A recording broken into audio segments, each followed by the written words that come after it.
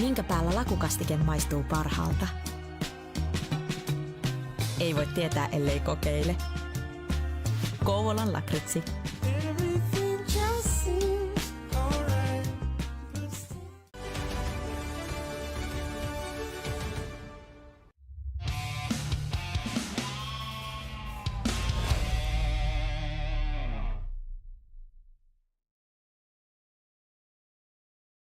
Hello, everybody, and welcome to the ECL Elites playoffs. My name is Sin, joined today by Brandon, B Major Bigsby, and, well, we've got heck of matchups starting today. Of course, we'll only see the first two games of all the series, but the first matchup, Tohtorit and EXEN, going head-to-head. This one should be absolutely great. Yeah, I honestly wish we could see the entire best-of-7 series for all 4 series because we have 4 amazing matchups. But Sin, so happy to be in the booth with you again. So happy to see the 4 teams that we are going to see today. A 4 versus 5 matchup, a 1 versus 8 matchup. This is going to be so much fun. I absolutely can't wait to get this going. Yeah, absolutely. Of course, the series being split over a couple of different days for both of these teams, all of these teams, or really. But, I mean...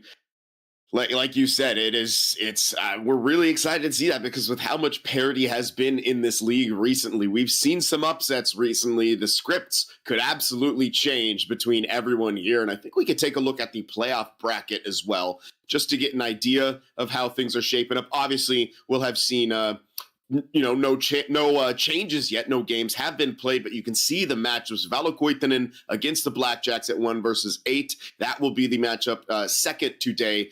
Strikers versus Unwanted, Tunnel Vision and Bjorklöven, and of course Tohtorit and EXEN, which we will be covering here first today. Yeah, and I think that this is the matchup that a lot of people were probably the most intrigued by. Tohtorit obviously being a team that really was the surprise of the Elite Division this season. Came in, replaced Mayhems, were a team that were in the Elite Division last spring, missed out in the playoffs, had to stay in their way through from a relegation series, and then took a break, were pretty much non-existent last year, and then came back this season and ended up taking that 4th spot. And then you have an EXEN team who have proven themselves in the regular season. They were Yvaskala the last few seasons. However, the playoffs have been a bit of a struggle. Remember, this EXEN team were the 3 seed last season, and you talked about upset, Sin. They lost in the quarterfinals to Vesapampa, so EXEN looking to exercise those postseason demons that they have come across over these last few seasons and hoping to do it against a team that haven't proven themselves at this level just yet. Yeah, absolutely. And it was a crazy road to get to this point as well. We can show the end of season results too, so we can see all the, end of point totals and things like that. And, it was maybe not as close a race as it has been sometimes, but we saw a lot of movement when it came to seeding just on the last day of broadcasts here in the regular season. We saw a lot of moving around when it came to seeding on that left-hand side. The battle of 3 through about 6 or 7 where we saw the most shakeup over the last few days of the season. I remember when we came on the cast Monday, Tohtorit was in that number 1 spot, played against Valokuitunen in Esports, ended up dropping both, and then ended up dropping their last 2 games of the season to EXEN. So really, even Tohtorit could be as high as 3 or 2 if a few things went their way, and then we saw Unwanted, a team that ended up finishing stuff, could have easily have ended up in that 5th or 4th spot if a few games gone their way. Bjorklöven found their way higher up in the standings. Really, the top 8 were rather solidified throughout the last week of the season. It was mostly just Purification and Vesapampa that were able to potentially pass up the Blackjacks, but they weren't able to do enough to get themselves on the left side of the board. The Blackjacks were able to hold on to that final playoff spot, which is why we see them today. So, as you mentioned, maybe not as much shifting and shaking over that last playoff spot, but still you can just see how much parity there was this season with how close a lot of these teams were to each other throughout the season. Absolutely. So we'll take a look now, turn our attention to this Tohtorit versus EXEN matchup as we take a look at what these two teams did in the regular seasons. Obviously, they won't have any playoff numbers yet. That is going to be decided, but taking a look at where they came from could give us an inkling into where they are going to go. Tohtorit, obviously, both of these teams, a +10 positive goal differential, and they seem to kind of be flip-flopped in their special team strengths.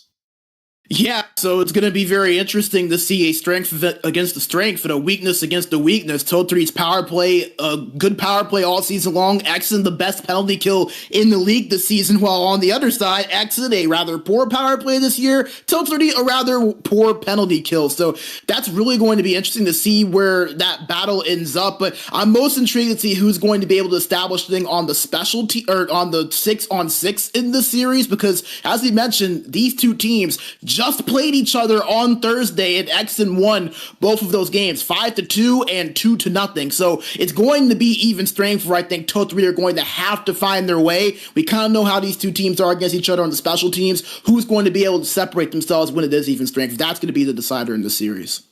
So we'll take a look now at the lineups for these respective teams, see who they're icing throughout the course of this series, or at least these first two games. On the side of Tohtorit, it is Ojala, Profilapaki, and Harlow up front, with Kerkes and Segasormi on the point, Stammer in between the pipes. And on the side of EXEN, it is Aro, Donkelia, and Indy up front, Landström and Moja on the points, with Kazu in between the pipes. And we'll take a closer look now at these individual head-to-head matchups, starting as we do with the center comparisons between Profilapaki and Donkelia. And you can see here it's a pretty close point total. Profilapaki with the slight edge, but both of them, putting up some decent numbers throughout the regular season. Yeah, and Tunkelia, a guy that you can tell kind of did a little bit of everything, 20 goals and 20 assists in his 30 games played, while Profilapaki, he was able to dish the puck a little bit, was really the main goal scorer for this team, led this Tohtorit team in goals this season. So both of these guys are able to contribute a lot offensively, but do it in different ways, which I think is going to be really fun to see. But the thing that's really going to be interesting is that you see that face-off percentage, just a 0.1 difference in terms of face-off percentage. That's going to be really interesting, because we see so often where being able to win your team possession can be such a big difference maker at different points, whether you're trying to get out of your own zone and win that defensive zone face-off, whether you're trying to keep yourselves in the offensive zone and get that offensive juices flowing. So that face-off percentage is going to be a really fun battle to look out for, to see which center can win their team possession at those critical points of the game. So we'll turn our attention now to the winger comparisons for both of these two squads. And it's familiar names, obviously, on the side of EXEN, the former Jyväskylä squad, Aro and Indy. But, again, everything just seems so close between these two sides. And I guess that's to be expected when you have the 4 and 5 seed going head-to-head. Yeah. And, it's funny because really all season long, these two teams are rather close to each other. And it's interesting because, as we mentioned, this is where EXEN was expected to be around at the end of the season. Most people felt like they could be anywhere from a 3 to a 5 seed, while Tohtorit, a lot of people felt like this squad would be in a relegation series. So they're in the postseason, but in the good postseason. So to see them matched up with a team like EXEN and really comparable to them throughout the board, very, very impressive, especially considering that a lot of these guys didn't even play last season. So really going to be fun to see which of these two can separate themselves, especially on that Tohtorit side. Ojala and Harlow going against two of the most experienced wingers in the elite division in Aro and Indy. That's going to be very, very fun to see how they can match up with those guys. Absolutely. So we'll also take a look, of course, at the guys who are going to be trying to stop these winger duos, the defensive pairings, and well, a whole lot can be said, and it's going to be very interesting to see Moja on the back end. He's been moving around positionally quite a bit throughout the course of the last couple of years and slotting in on defense and looking like he's, handled it quite well.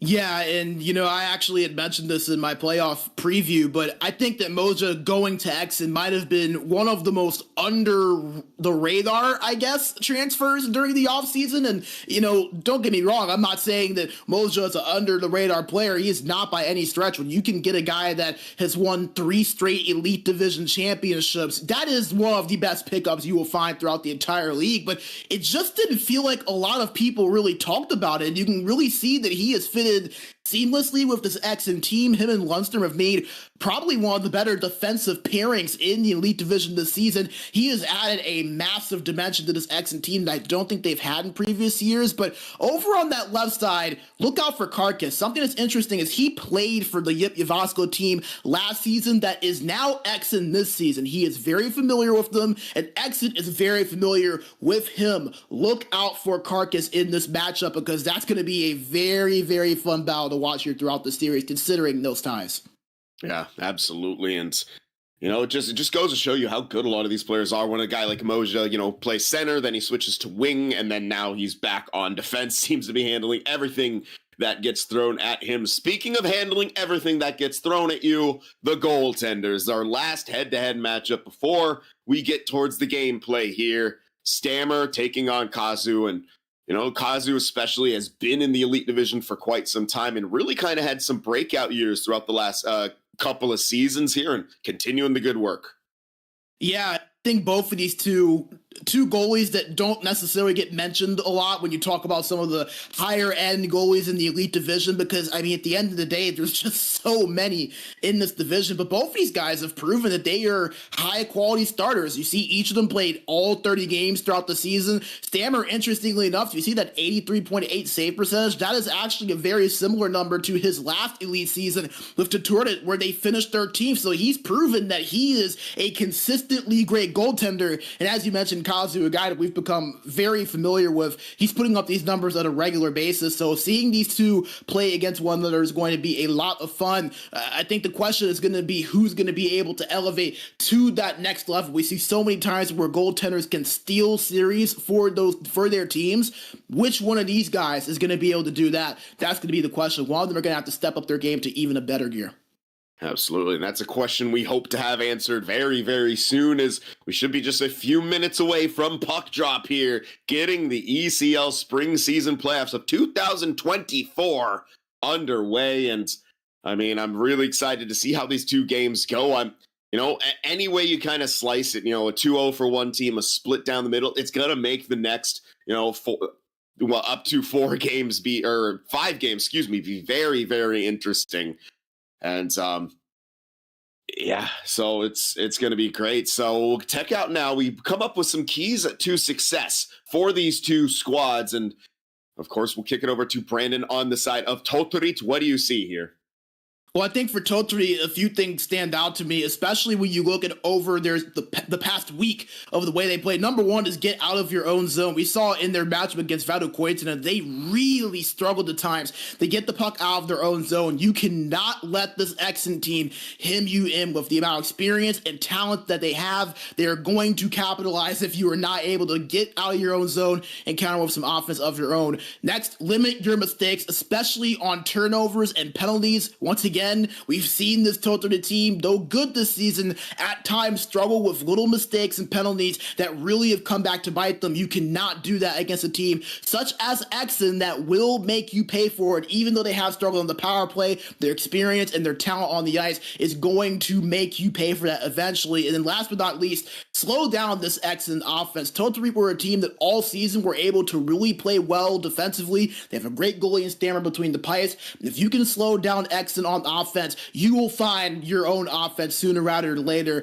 especially in a series like this to where there is so little separating these two teams. If Tohtorit can do these three things, I think that they have a much better chance than what some people are giving them, including myself, coming into the series. And of course, we'll take a look at EXEN and what we think are the keys to success on the side of them. Brandon, take it away. Yeah, for EXEN, apply the pressure. Knowing what you did against this Tohtorit team last week, you know that you can apply some pressure on them. And as we mentioned, Tohtorit, a team that, as good as they are, susceptible to making a few mistakes. So force them into those mistakes. Don't be afraid to take a calculated risk here or there. Don't be afraid to throw out the forecheck and really make them uncomfortable. This is their first playoff series in the Elite Division. Apply the pressure and make them beat you. Number two, capitalize on the power play. This team was dreadful on the power play this season. You saw that number a little bit earlier, just a little bit over 16%. When Tohtorit does take a penalty, you have to find a way to take advantage of it. You never know when that one opportunity could be the one that gives you that extra goal to find your way through to the next round. And then lastly, remember what worked for you on Thursday. These two teams just played a few days ago. EXEN dominated a 2-0 and a 5-2 win. Remember what worked for you. Be prepared to adjust, but until Tohtorit makes you make those adjustments, remember what worked for you and make sure to establish that in these games. Until Tohtorit can find an answer to beat you, continue to do what worked. Don't change your game too much and make sure you apply that same strategy here in these next 4 games. Absolutely. So, we should be just a couple moments away from puck drops here. I'd love to see if these two teams are going to apply what we think that they should apply throughout the course of this series. And again, we just can't wait to get the playoffs underway here, of course. If you are a 1v1 player out there, the ECL 1v1, we are still, I believe, taking some signups for that, and we're still promoting it here. It does start very, very soon, I believe. I want to say on Thursday or Friday. I don't have the exact date in front of me, but I'm sure we can toss that up for you on screen. All the information on our website, sportsgamer.gg, for all the information on signups right there. Yeah, the 1v1 ECL for the 24 season about to get underway very, very shortly. And this series between EXEN and Tohtorit also about to get underway very, very shortly. And I won't ask you for a prediction, Brandon, but I will ask you, we saw the keys to success. What do you think is going to be the most important in the first period for each of these teams? What do you think that they need to establish to really sort of, get their own game going? I think that the number one thing for Tohtorit is really just settling in. You know that you struggled against this team just a few days ago. You know this is your first ever Elite Division playoff, but I think that you also have to remember who you are and where you came from. This Tohtorit team won the Pro Division Championship in the spring 22 in the winter 23 season. So they've been able to make a playoff run before, but it's a little bit different doing it at the highest level of ECL play. Settle in, establish your game, don't think too much, just go out, play, and be cohesive. While for EXEN, I think as we mentioned in those keys to the game, apply pressure. You have all the confidence in the world knowing that you're the more experienced team, you were the better team against them in the regular season, and you just played them a few days ago. Establish that pressure and kind of force Tohtorit out of their game a little bit. I think that how these two teams look in the first 5 to 10 minutes are going to tell us a lot about where they are, because if Tohtorit can come in, establish things well, get some good shots on net, not allow EXEN to do too much early, I think that can go a long way for their confidence as that game one goes on. While if EXEN, if they come out to a hot start, it could be trouble for Tohtorit, considering some of those factors that they know they just lost to this team twice a few days ago. And once again, they've never been in this situation before at the elite level. I know I keep saying that, but it is a massive difference between doing this at the elite division level and doing this at all the other divisions. So it's going to be fun to see how Tohtorit balances that. And it's going to be fun to see how much pressure EXEN is willing to apply, considering some of those circumstances that are in their favor.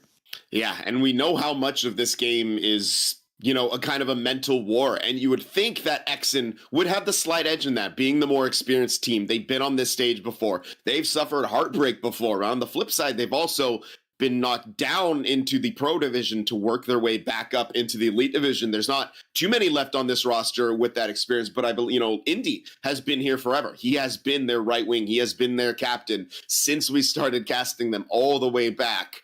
And I can't even remember which season it was. I remember the year. It was, 2019, 2020, around there. And that was their first kind of season where they had that upset loss to Färjestad. And that began their downward trend. The 1 seed getting eliminated by the 8 seed. And then next year, I think they slipped into the playoffs or maybe just missed it. And then the season after that, they were in the Pro Division, and they had to work their way back up to this point. And now look at them, new consistent playoff performer. They know they have all the experience in the world. A lot of these guys have been around the block with the ECL. The names when it comes to Tohtorit, a lot newer here, but that could also be an advantage as we've seen at times. You come in, you feel like you have nothing to lose, like maybe Tohtorit does. You can play carefree.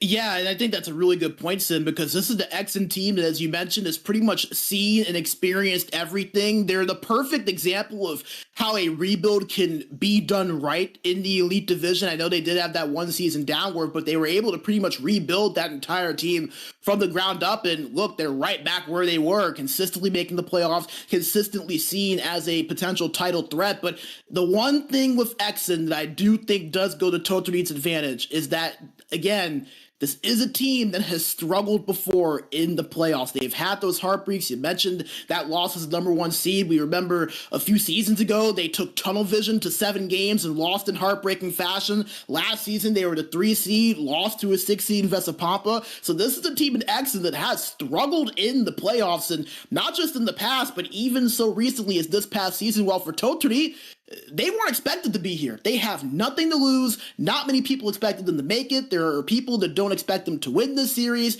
Tohtorit are used to being doubted by everybody. This plays right in their wheelhouse. This goes to their advantage. I think that the pressure is on EXEN more than anybody because they already experienced team. I think a lot of people expect them to win this series. I think Tohtorit, they should remember that. Know that you weren't expected to win. Know that you aren't expected to win, and know that this is nothing different from what you have faced all season long. If they can do that, I think that all of a sudden they can go out and play pressure free. While for EXEN, that pressure for them is applied a little bit more because they're the team that have been here longer. They're the team that have had those playoff struggles. And if they struggle early in this series and go down maybe 2-0, that could spell a lot of trouble for this team considering all of that. Yeah, I mean, 2-0 hole is hard to dig out of, really, no matter who you are. But we do have word the teams are just about ready to go here, so we'll have opening face-off in just a matter of moments, so buckle your seatbelts. ECL Elite Playoff action is about to come straight to you. And again, this 4-5 matchup should be, well, we don't like to use the term lightly, but it could be an absolute bloodbath. Again, these are 2 different teams, 2 very different scenarios, but both of them want this. EXEN, they want to, they want to move up. They feel like they're maybe treading water a little bit with some of their disappointing playoff performances while being a perennial contender. For Tohtorit, they got to be hungry, coming off of a pro title, being in this elite division, trying to become that playoff team. They do it in this first year against the odds, against the predictions of many of the players here in the elite division. But here we are, playoff action about to get underway. EXEN and Tohtorit. This is going to be so much fun, Sin. We have seen classics come out of this 4 versus 5 matchup. The storylines in this matchup are plentiful, but who's going to get the job done? That's what we remember in the postseason. And now we get it all started with the matter of just 1 puck drop. So here we go, opening face-off. EXEN, bottom of your screen in their white jerseys. Tohtorit on top in their home dark jerseys as things get underway. And our early offside here is EXEN tried a very clinical zone entry with Moja there. And not going to be surprising to see that. You'll probably see a small little feel-out period just because this is the playoffs, but I don't expect it to last long considering these two, as we've mentioned a couple of times, just played each other on Thursday. So they're going to be very familiar with one another. I don't expect that period to last too long, but 2 straight offsides the first 90 seconds, not necessarily what I expected to see coming into this one either. Yeah, definitely not. A bit of a slower start here, but you could see EXEN really trying to attack with speed right there, especially on that last one. They tried to have a timing play right there as Indy kind of skated the line and Moja trying to come in with speed, but they're going to reset once again. EXEN love to use speed break-ins, and that's what they're doing right here. They got it over to Aro on that left wing side. He takes it into the corner. Landström the Moja on the point. He circles around, surveying his option. Landström shot from distance, no one in front for the deflection, easily sticked aside by Stammer. And coming back the other way now is Tohtorit. That is not Sokolo, I don't believe that is Oyala with the puck. The name glitch, of course, has to happen here in this game 1. Harlow kicks it back up top. Centerman Profilipaki now. All the way back up. Kerkis has it, takes it into the corner, passed in front, that's a nice play. Profilipaki with the puck once again. Kerkis. Great puck movement here by Tohtorit. Trying to pick apart this EXEN defense, but it's finally turned over. A missed pass, however, will go for an icing, so won't relieve the pressure. Tohtorit will have an offensive zone draw. And I think this is the exact start you wanted if you are Tohtorit. You know that you struggled last week, and you know that you have to try to apply some pressure of your own to establish an offensive zone. Nice little possession that continues here. Face off, what a big glove save by Kazu. Oyala laid a backhand on that looked like it could have gave him trouble, but he flashes the leather and keeps it out. And we said it in pregame, Sin. Both of these two goalies, Kazu for EXEN and Stammer for Tohtorit, have that game-stealing ability. You saw a little bit of that right there. A massive save that would have given Tohtorit the early lead. Landström and Moja play catch with it, but they fail to gain the line. Gerkes will slow things down for Tohtorit. Good pass over to the wall right there, but they failed to connect. Although EXEN can't get anything going, a strong back check of Tohtorit slow them down. Gerkes once again passing to Segasormi. They play catch. And a dump and chase coming out. Harlow giving pursuit, takes it up in the corner. Trying to peel out front to the slot, kicks it off to Profilipaki. Harlow has it once again now. Good save off the shot by Oyola. He's digging for it, gets board played, and the puck's going out. Moja with some speed down the right wing side, pinching in, trying to feed the middle right there. Good defensive play, breaks that up. Profilipaki with it now again for Tohtorit. Good pass, Gerkes in alone. He scores! Oh, wait a second, being waved off. But Gerkes jumps into the rush. We'll see what the call might be. Oh, that's tough. Oh, yeah. I think they're going to say goaltender interference, and it's unfortunate because realistically, Kazu never had a chance at making that save. The puck was trickling its way in. I don't think he competed with him. I feel like that should be a goal, but we'll see what the final call is. Yeah, it is going to be called back. And that's a rough one. Yeah, that's really a tough one there for Gerkes. You can argue that goaltender really had no chance at it, but, well, we continue gameplay, and oh my goodness, could have been a backdoor save right there. It might have hit something. Nice feed right there for Moja. But Tohtorit coming right back in on the attack. Oyola now behind the net, gets bumped up, but manages to get the puck back to Segasormi. He takes a shot, turned aside by Kazu. One man cheating up the ice. I believe that's Indy, but Moja taking it in. Moja drop pass, and nice save right there by Stammer. Indy with the puck now. Otto in support, can't maintain possession. The forecheck looks good, but they can't get the turnover. Big hit right there, but Profilipaki gets the puck, looking for the back door, but it was sticked away. EXEN coming back, having to slow things down, don't like what they see. So the reset, and you'll see them do that. Skate back into their zone. They love to attack with speed. They try to do it right there, but it's a turnover. Oyola coming back the other way, may have support. Oyola, oh my goodness, what a poke from behind by Moja. Indy takes it in. Slows up along the half wall. Moja from the point. Taking his time with it. EXEN looking for options. They kick it behind the net, looking for the short side bid, but Tohtorit takes it away. There's a nice passing sequence right there by Tohtorit to gain the line, but again, the back check from EXEN. Careful there, Landström. Nearly passed it into his own goalie after they forced a turnover. Near the end of the first period, no goal here. Segasormi will gain possession, so Tohtorit will have the last rush. Slap pass off the wall. That was well played by the defense, but they get the pass through. Profilipaki's shot is stopped by Kazu, and that will do it for the first period of action. Slow start, but it really picked up in the latter half, and we saw some tremendous chances for both sides, but no goals through 20. Yeah, and I think Tohtorit would maybe argue if you there sit and say, we should have a goal on the board. You can't say this game is realistic. Obviously, the officials in NHL 24 don't necessarily know what goal interference is yet either. But, you know, for Tohtorit, despite getting that goal called off, I think they have to be really happy with how that first period went. They were able to establish their game. They had a lot of offensive chances. They did not make too many mistakes where they had the puck on their stick. I think a lot of the things that we talked about with the keys to the game for them, they were able to execute rather well in this series and for a game, or rather well in that first period. And even though this is still a 0-0 game and both teams had plenty of chances, I think that period, the advantage goes to Tohtorit because they were able to establish their game, and some of the questions that I think I personally had about them coming into that period, they were able to answer with flying colors. You know, you mentioned the refs in this game not being real, therefore not knowing what goaltender interference is. I would say that might be the most realistic thing about this game, but enough of that. I'm sure we don't have to start that conversation here as well. Second period gets underway as Tohtorit in their own end. Looking to start an attack. Nice step up by Indy right there. Nearly forcing a turnover and getting a chance for himself. Good pass right there. They shoot. They score! Harlow, a quick passing play. He gets in all alone, puts that one by Kazu, and Tohtorit are up 1-0.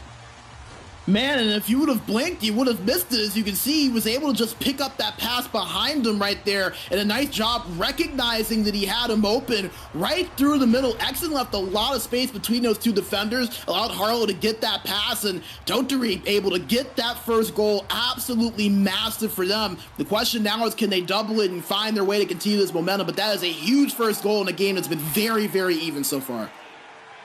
Tohtorit in possession once again. As EXEN need to find a way to get a response right here. Tohtorit getting that puck in, but a 3-on-2 now developing. Otto has it, cuts to the middle, back to the outside, back in front. Oh, and that one's blocked. Tough angle shot right there for Donkelia. They couldn't get it to go, but that's a one and done. Tohtorit back in possession now, having some trouble in the neutral zone as Kerkes will reset. Bit of a miscue right there, and you see the forecheck from EXEN beginning to step up, and that's a missed hit. 2-on-1. He slows down, does Oyala. Doesn't go with the speed attack. I'm not too sure what happened there, but that allowed the back checkers to catch up. Moja on the point now for EXEN. Into the corner, doesn't like what he sees. It looks like they're trying to attack the middle of the ice. It simply isn't there. Moja creeping in right there. A shot block as Donkelia let things go. Lundstrom trying to keep it in on the point, but they have to reset in neutral zone once more. You maybe like to see EXEN just try to pull the trigger a bit more, get bodies in front, and go for some rebounds here as they are offside once again.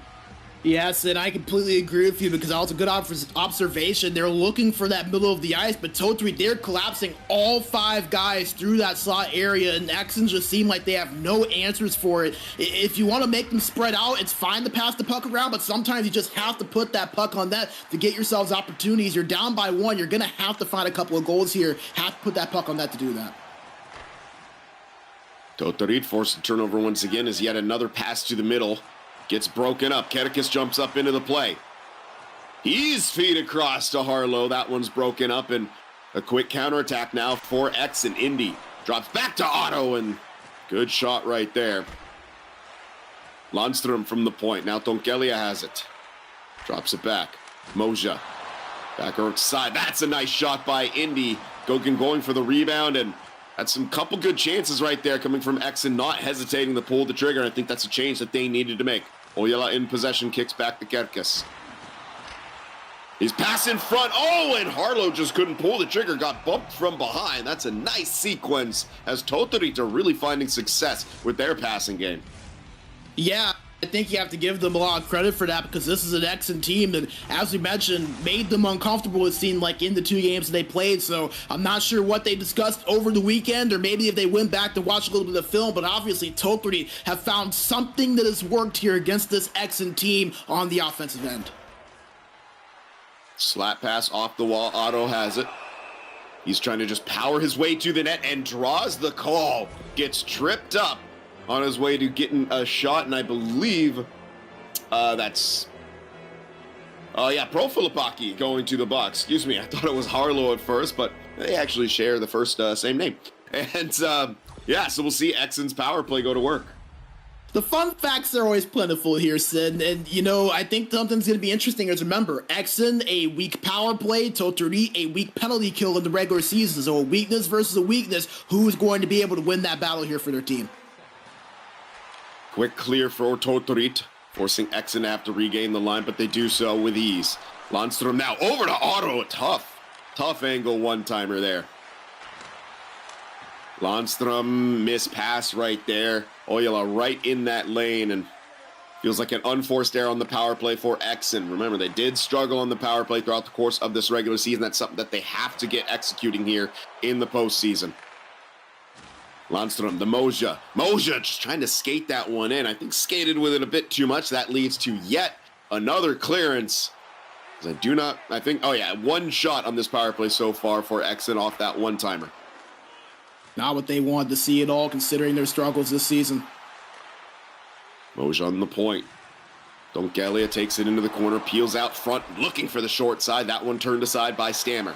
He has it once more, but his pass goes awry. Here comes a 2-on-1 for Tohtorit. Oyala over to Harlow. Harlow to Oyala. His shot gets disrupted and can't fight its way to the net. Nice passing sequence, but counterattack the other way. A big step up right there by Kerkes to slow things down and force that offside. Yeah, and going back to that power play there for EXEN, and you mentioned it's just one shot on net during that power play. It's surprising to see EXEN struggling to get the puck on net. They finished 4th in the league in shots on this season. To see them struggling to really get those opportunities is really surprising. And I think you owe Tohtorit a lot of credit for the way they've been able to really slow things down and take away those shooting lanes on the EXEN's offensive end. EXEN has it once more, and once more they go offside. I believe that's their 3rd or 4th offside throughout the course of this game. On those break-in attempts, you see them trying to mix it up quite a lot, but Tohtorit are doing such a good job of patrolling their own blue line and not letting anything easy get through. They try the hard around right there. Indy gets to it, but gets bodied. The forecheck coming in. Kerkes sends it all the way down. That will be an icing. We'll have one more offensive zone draw. And I was just going to say, Sin, you wonder if maybe EXEN starts to switch up their strategy on the breakout in the neutral zone. They've been caught on a few of those offsides, so it makes you wonder if they maybe try to start ringing it around or potentially reset. If they don't see anything that they like. They've only done it 1 or 2 times. Wouldn't be shocked if they continue to do it more here if they can't find their way to break in cleanly on their own. A quick counterattack from Tohtorit off the faceoff gets stopped, and one last rush for EXEN here in this period, and again, a poke check leading to an offside as Tohtorit just really continuing to slow down EXEN's attack. And as we said, EXEN is a team that likes to attack with speed, especially on those break-ins, and Tohtorit have just done a phenomenal job slowing it down. EXEN does get it in. Pass back. Lundstrom has it. One-timer stopped! Huge save at the tail end of the period by Stammer. They set up Otto for that chance, and Stammer makes a big save. Huge save there from Stammer to keep this thing tied, and we talked about the goalies during the pregame, how both of them would have to step up here in this series if they wanted their team to have success. You saw Katsu make a big save earlier. You see Stammer make a big save right there late in the period in what would have been an absolutely massive goal. If you recall, Sin, in that series that we called against Valokuitunen last week, Tohtorit allowed 2 different goals with less than 5 seconds left in the period, so Stammer making that save could be a very important one here down the stretch. That's good. Yeah, very excellent point that you brought up with this team having a propensity to allow some of those, at least recently, allow some of those late period goals. But I like what EXEN did, particularly at the tail end of that period. They really started to pull the trigger on some more shots, test Stammer a bit more. He's been up to the task so far, but I really like that they started to do that. And Tohtorit's offense has slowed down a bit as this has gone on, but it's now 3rd period time. EXEN need at least 1 goal to tie it. We'll see what happens here. Tohtorit in possession. Working their way through the neutral zone. That pass can't connect. And here come EXEN back the other way. Otto over now to his centerman. Back in front. Otto's shot goes just wide. It's Tohtorit slowing things down. Sauce pass off the wall. Nice pass. Beautiful sequence right there. Tic-tac play. Kazu sends it out. Could be trouble there. Lundstrom wasn't ready. And it nearly trickles in through the blue paint. And it goes just wide of the right post. But Oyola not done quite yet. Harlow kicks it back to the point. Shot from distance. Looking for the deflection. Not too sure if a stick got on it. It made its way to the goaltender. But EXEN is able to get it out. Indy now down the right wing side. Past to Donkelia. And his shots. It's blocked. Harlow and Oyola coming back the other way. His pass to Profilipaki. They can't connect on it. Wild 3rd period so far. Lundstrom attacking with speed down the left wing side. His backhand on. That one stopped. Stammer thought the pass was coming, began to move out. He throws it out too. Both these 2 teams committing to the chaos here. Oyola with the puck. One-timer saved by Kazu, and he throws it out once more. Boy, the pace of this game is kicked into 5th gear in the snap of a finger. All of a sudden, these 2 teams are throwing haymakers back and forth. They know what this next goal means. It's massive, especially as that clock continues to dwindle. Expect EXEN to ramp the aggression up even more. They know they have to find that next goal, while Tohtorit, they're looking for the dagger here. That's why you see both these 2 teams really pushing the pace here a lot. Good intercept on the point by Moja to keep that alive. Shot from distance and deflection. Scores! EXEN throw one on and get a huge goal. Tonkelia, the net front presence, to flex it home. How about that for EXEN? We just talked about how the next goal was crucial, and they find their way to it with something that we've not seen either team try so far, which is a shot from the point and a tip in front. EXEN that started to put the puck on that more and more. They hadn't really been able to too much in this third period just because of all the chaos that's been happening, but they were able to finally establish a zone, get a clear shot on net, and they're rewarded for their efforts with a tie game. 1-1, Sid. Expect that chaos to be ramped up even more now than what we just saw in the first 10 minutes of the period. And a zone entry attempt there by Tohtorit gets stopped, and we are near the midway point of this third period. You see the face-off battle right there. Yeah, really, really close between these two teams. 9-8, slight favor for EXEN here. Just like it was in the regular season, 51.8% against 51.7%, so that battle at the dot continuing to be tight. Tohtorit right there failed to break that puck in. And EXEN have it now. Moja hit on the line, creates a turnover. Kerkis doesn't have too much space, has to peel back, and I think he was looking for Harlow right there, but Oyala was the recipient, and they're forced to reset. Good zone entry right there. Profilipaki bumped off the puck. Aro and Tonkeli attacking. Nothing much comes of it. Aro collects it in the corner. Short side, scores! A quick shot out of nowhere by Aro. And EXEN have taken the lead here in the third period. And leave it to the team's leading goal scorer, and man, oh man, how quickly the story can change from down 1-0 and it being a back and forth affair. All of a sudden, EXEN find 2 goals in about a 5-minute span, and now they're the ones that are up in this one and with the advantage. Sin, this is why we love the playoffs. We said this will be tight, and you're seeing it right now in real time. And now Tohtorit, all the pressure on them as Lundstrom jumping up into the play, has a chance, they score! EXEN, 2 goals in a matter of seconds, have a stranglehold over this game, 3 unanswered, a 3-1 lead. And I think Tohtorit has to call a timeout here. This is starting to unravel quickly. I think you call a timeout, kill the momentum, settle yourselves down, and try to find a way that you can get yourselves back into this game. 3 goals in succession, and that one right there, I mean, you're just kind of looking at the replay. It all started on a really clean breakout, and then Tohtorit just kind of ended up spreading out. They never really defended Lundstrom on that play, and he had a wide open lane to the net. All 5 guys were chasing him on the back check, and he was able to put it in past Stammer. That's a bad mistake at a critical point. Now EXEN in full control of this game. Just have to not make mistakes to bring this home. Yeah, and they'll take that icing right there. As we know, Tohtorit is going to be going full aggression on the forecheck, and it's a matter of wasting clock in any way you can for EXEN. This face-off, though, becoming very important. Yeah, and I think that we saw that face-off battle so close. You see another close one there, and EXEN gets the advantage on it. They might have an attack coming the other way. Otto doesn't like the pass to Indy. They just take that one down low. Smart play. They're going to kill as much time in the offensive zone as they can. That give and go right there. Maybe a bit ill-advised where he could have just taken it behind the net. That being said, only 3 minutes left. Quickly approaching the final moments of this third period. Yet another turnover, but that's one in return. Kerkis, that's a shot by Oyala, and I don't know if that made it through. Nonetheless, sprawled out on the ice was Kazu. The puck stays out. Sega Sormi, his pass up, and unfortunately right there, Harlow was a step offside as he got that loose puck. Something that I want to remind our viewers here, remember, this is no longer the full-time last minute of the third period. It's half of that now, so this minute and 30 seconds is really more like 40 to 45 seconds, so Tohtorit in really dire straits here.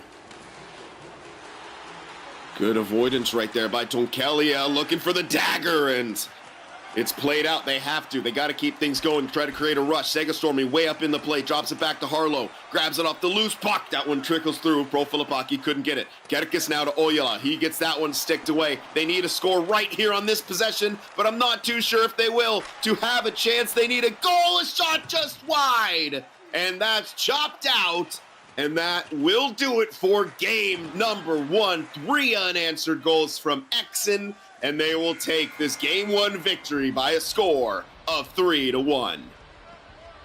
What an effort for EXEN. They're down 1-0. Tohtorit had all the momentum on their side, it seemed, and then all of a sudden, that third period, they turn it on, find their way to back-to-back-to-back goals in about a 5-minute span, and they are able to steal Game 1 out of the grasps of this hungry Tohtorit team. And, you know, so I know it is just Game 1, so wow, you're getting another look there at that first tip goal. Not only was it tip, but it hit off of the post and off of the back of Stammer.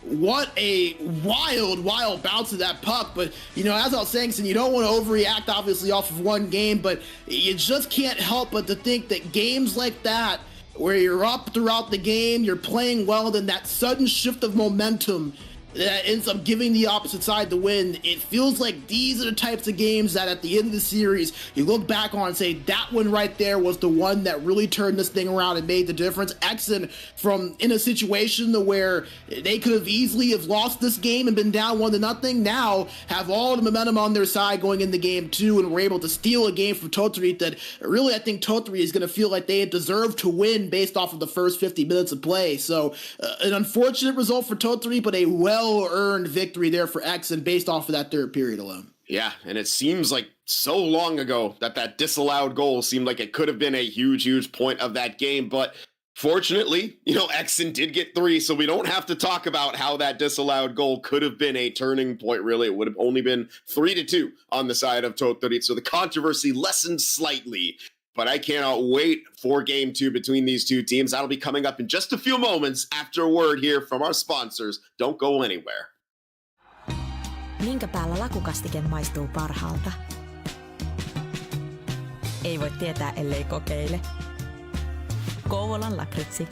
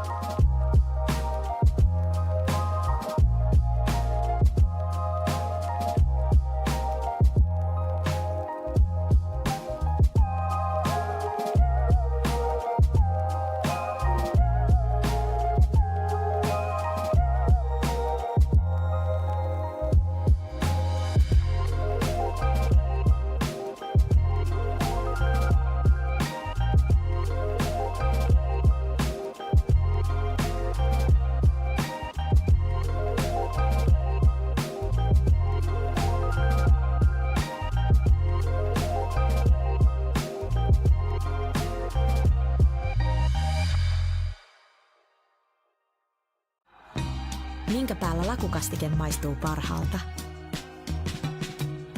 Ei voi tietää, ellei kokeile. Kouvolan lakritsi.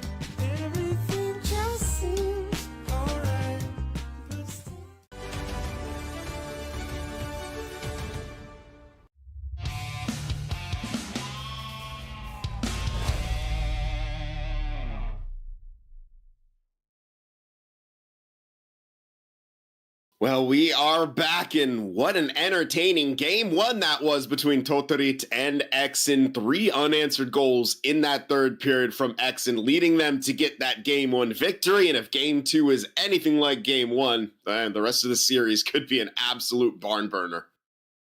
Yeah, and I mean, game 1 just as tight and just as close as we expected it to be. And, you know, I think EXEN has to be really happy that they were able to get that victory, because I don't really feel like they were the better team for 50 of the 60 minutes. Tohtorit, they were able to do a lot of the keys that we said that they needed to win. They were able to get out of their own zone, they were able to limit mistakes, and they were able to slow down EXEN's offense all until the final 11 minutes of that third period. That's when EXEN started to really reverse things on that side, and you could tell it really helped them once they got that surge of momentum. So now the question is, how do these two teams respond in game 2? About to find out right now. Yeah, of course, EXEN on the bottom of your screen, now in their home dark jerseys. Tohtorit on top of your screen, looking to get a big win here to avoid going down 2-0 in this series. And much as last game started off, we have an early offside here on the side of EXEN. Yeah, kind of similar to what we saw in game number 1, where the offsides were very prevalent for this EXEN team, as even though they had control of the puck, they weren't really able to break it into the offensive zone cleanly. So that's something they're going to really want to look to clean up here in game 2. A quick early shot on right there. I think that was Indy getting a in-tight chance on, as him and Otto were getting some nice little passing going off of their break-in. Tohtorit in possession, though. Sega Stormy, his pass over. Harlow gains the line. Harlow thought about maybe testing that short side, but peeled around the back of the net here to set up the cycle. Kerkis has some trouble right there from the stick of Indy.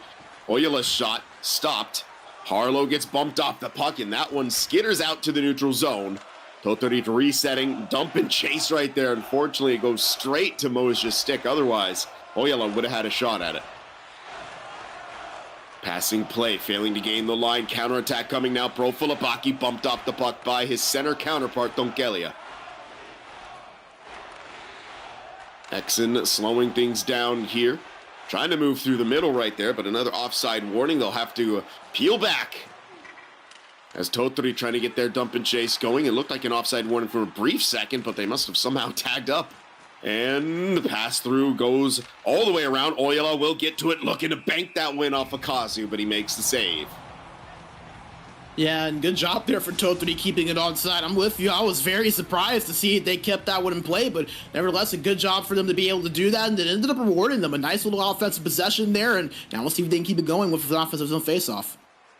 That one on the side of EXEN is Indy, just jetting all the way up to the left wing side of the ice, looking to maybe do another quick in-tight passing play with Aro, but they were unable to get that going. Another pass to Moja is picked off by Oyala. He's been a menace on the blue line there. You'd love to see a forward contributing that way defensively.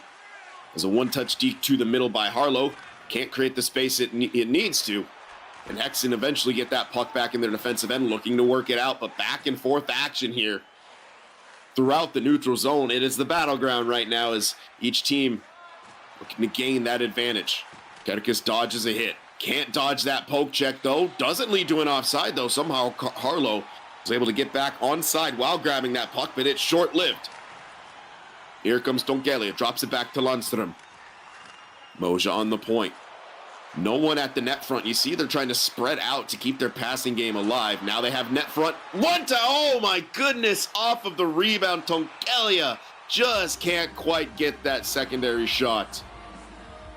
Oh, and that would have been a huge secondary shot. We've seen how both teams have tried to get that next shot on, and unfortunately, neither one have really had the chance to capitalize on it there. But boy, if he could have gotten that one on, that could have been a dangerous opportunity and potentially a goal there for EXEN.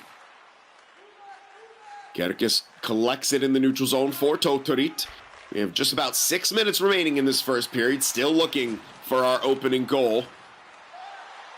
Oyala along the half wall, fed over! Harlow got a shot on, wasn't everything he wanted on that, and Kazu's able to stick out that left peg and kick it aside. EXEN on the counterattack now. Moja looked like he was tripped up, and indeed he was. We'll have a power play coming if EXEN need it, but they're setting things up. We'll see if Kazu comes out for the extra attacker. They won't need him. A one-timer by Otto, and EXEN open up the scoring. And how about that play there for EXEN? A play that we've not really seen either side be able to open up with just the far side one-timer. And you see Ardo, he has that 1T ability. We know how strong that can be when used properly, and that's exactly what happened there. Unfortunately for Stammer, just not able to seal off that right post enough to make that save. EXEN with a 1-0 lead early, exactly how they wanted to capitalize on that game 1 victory. And another quick attack, Otto in alone, can't get to the forehand. A nice poke check from behind as EXEN looked to strike quickly once again. Counterattack now. Oyala runs into his own teammate, and they forces a turnover. Looks like things are opening up maybe a little bit as it did in that third period, but EXEN looking to slow things down. They want to keep things in control with this lead that they have. Moja pass over to Indy with some space. He drops it back. Otto shot. That's a beautiful passing play. Tons of space on that glove side, but the shot was blocked. Tohtorit working in. Kerkis, nice little job navigating his way through the blue line into the zone. Sega had it for a brief second, but now back to Kerkis. He sends it all the way around. Pro Filipaki kicks it back. Harlow on the point. Big shot block right there from Otto, and that will do it for the first period. EXEN, the team to strike first, and it came off the back of this beautiful goal from Otto.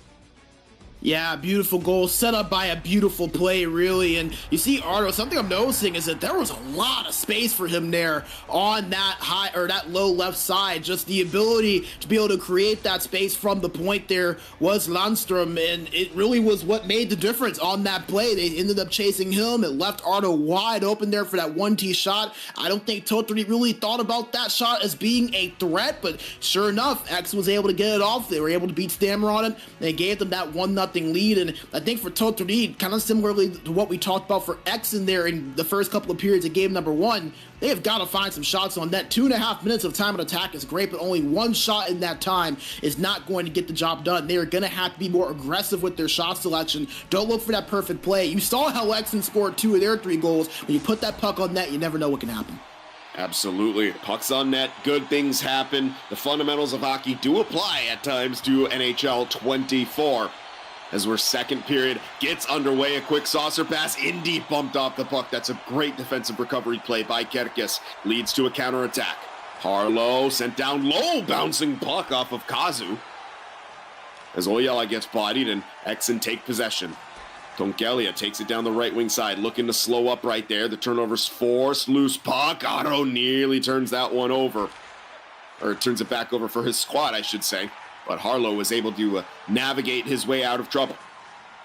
Tonkelia slowing up along the point. Nice little give and go right there. Otto didn't pull the trigger. Is that EXEN looking to start a down low cycle? That one's taken away. Harlow now has possession over to Oyala. Big save right there on the backhand by Kazu.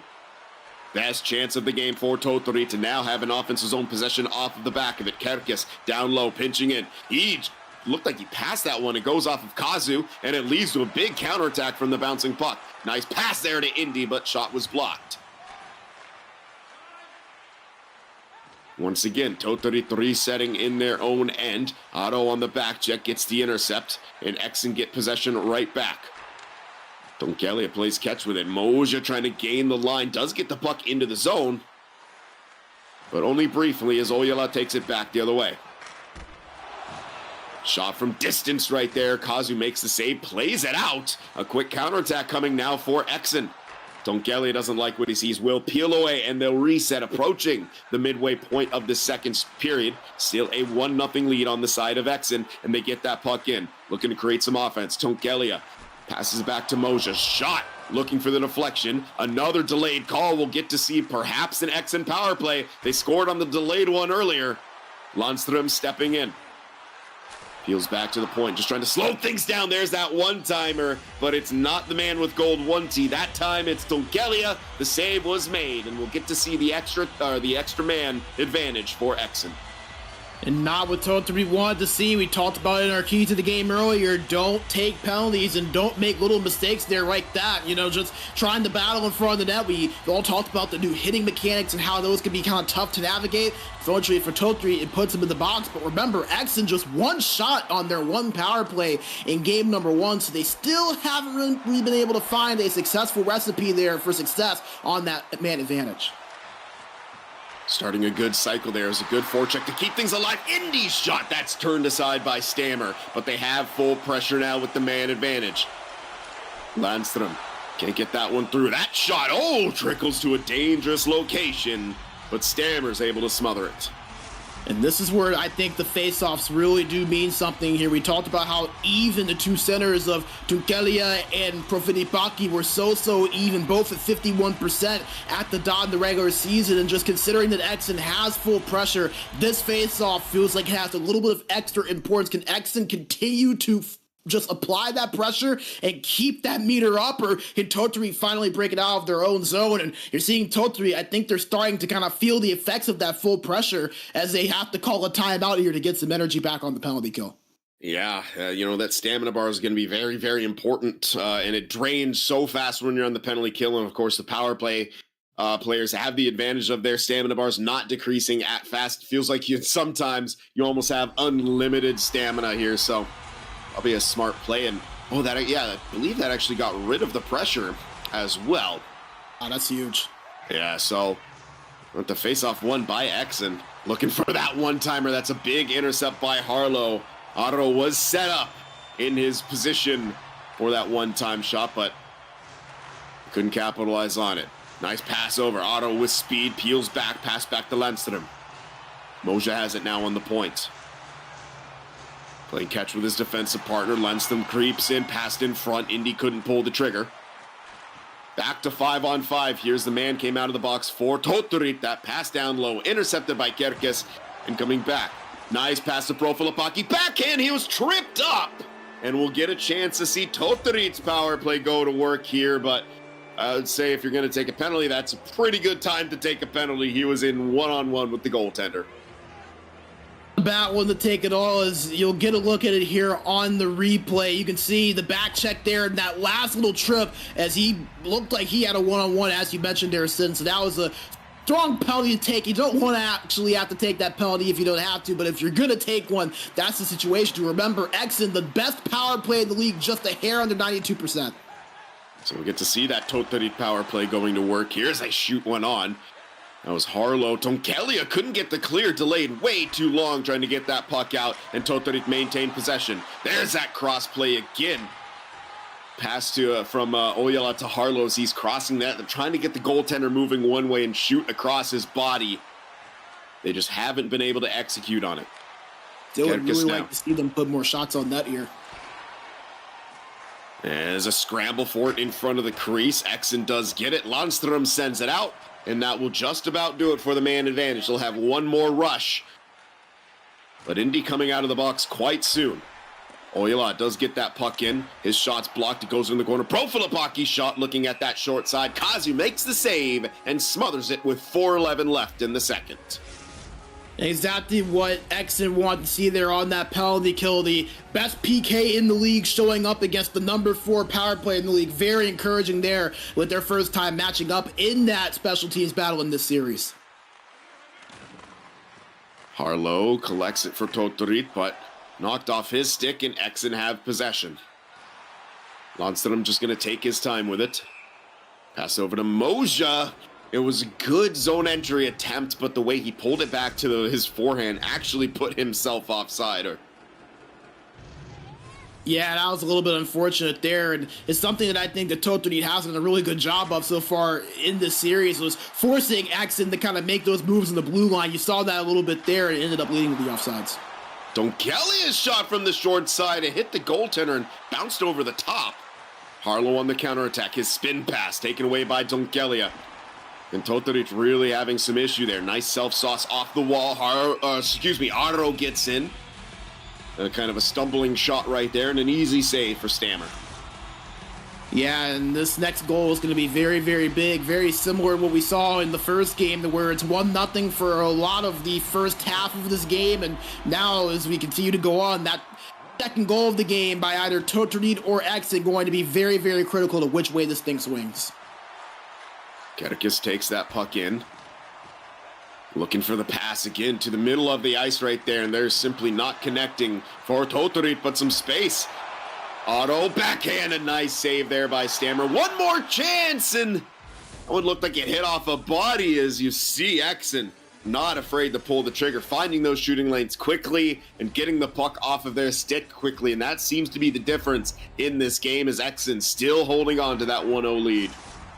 Yeah, and it's really been, I think, the biggest adjustment for either team so far throughout this series is that EXEN in the first half of game number 1 seemed like they were a little bit more hesitant to put the puck on them. They weren't really able to find shooting lanes as Tohtorit was doing a really good job of cutting off the middle, but you've seen EXEN start to really work it around the outside more and find their way through the middle by spreading Tohtorit out. So I think that the adjustments made by EXEN to find more shots on net by doing that has really, really helped them. Now is Tohtorit's chance to adjust and really make those chances work. As you see, they only have 6 shots on net in their 5 minutes of time on attack. That is the difference. They've had the same zone time, but EXEN is simply doing more with it. Tohtorit has got to find the way to give themselves more opportunities. They're still in this game, and if they can do so, they could pull off a comeback similarly to what EXEN did against them in that first game. So a big third period here in this second game between EXEN and Tohtorit. Tohtorit do not want to fall down 2-0 in this best-of-7 series. They need to find a goal. We'll see what they're going to be able to do. They start the cycle. Harlow just kind of pulls the trigger from the short side. That one hit something and sort of careened into the opposite corner there as Indy trying to do a shimmy on the blue line but puts himself offside. And, you know, I think that we could see a third period very similar to what we did last game. Remember that high-flying pace where both teams were just going up the ice back and forth to try to get that next goal? I wouldn't be surprised if we saw that again here in this third period with these two teams knowing how important that next goal is. Yep, it's a tinderbox just waiting for a spark. As Indy's shot blocked by his own teammate, but Tekelia gets it, trying to backhand scoop that one on. Oh, penalty. And yeah, someone take a penalty. I think Otto maybe in front of the net. Yes, indeed, trying to get that shot on, bump someone. So once again, Tohtorit with a power play opportunity. Yeah, this is one that you gotta feel like they have to find a way to take advantage of here. We know how strong EXEN is on the penalty kill. When you have a team that kills off their penalties at a 92% rate, it's a very, very tough task to be able to find one in on the man advantage. But Tohtorit has got to dig deep and find a way, use this to get some shots on that. 2 of their 5 shots came on their last power play, so maybe they can do that here. Deflection scores! A quick shot from the point right there. And that was, I believe, Segasormi as the net front deflecting that one in. Exactly what the doctor ordered for Tohtorit. They have tied this game. And just as you saw Segasormi chopping away for his celebration, Tohtorit chopped away at this EXEN lead on the power play there. We just talked about it. Maybe at least use this as an opportunity to get some offensive momentum going and put the puck on net. Their first shot, it's tipped in front, and they score Deja Vusin, the exact same goal that EXEN used to tie it up at 1-1 in game number 1. Feels like we're seeing the same game all over again here in number 2. Yeah, just the roles have been reversed, and EXEN's hoping that Tohtorit don't get another couple goals here and get the same result that they did in that first game for their victory. But they're in possession in the offensive zone. Landstrom passing that one back. Moja looking to just skate his way into the middle of the ice, but that one's taken away, and here comes Tohtorit. Profilapaki taking it behind the net to Oyala. Pass back up to the point. Kerkis couldn't get that shot away, actually got bumped too. But not enough speed for EXEN through the neutral zone. It was a really good job for Tohtorit in their recovery defense. Yeah, and a good reset there. That's not something we've seen Tohtorit do a lot, but it's something we've seen EXEN do, and it's worked for them. I like seeing Tohtorit adjust to the way of the game here, not wanting to turn it over, knowing how critical this is for them. Another zone entry fails for EXEN, but they're still in possession here. That pass over to Otto, but Harlow was all over it. They're able to keep that puck in. Tonkelia hasn't. They start their down low cycle. Otto from behind the net. Doesn't have a point option. Now he does. Lundström with the puck. Moja, his shot looking for the deflection. That one bounced off, I think, Indy's stick. And Lundström unable to hold that blue line. We'll reset.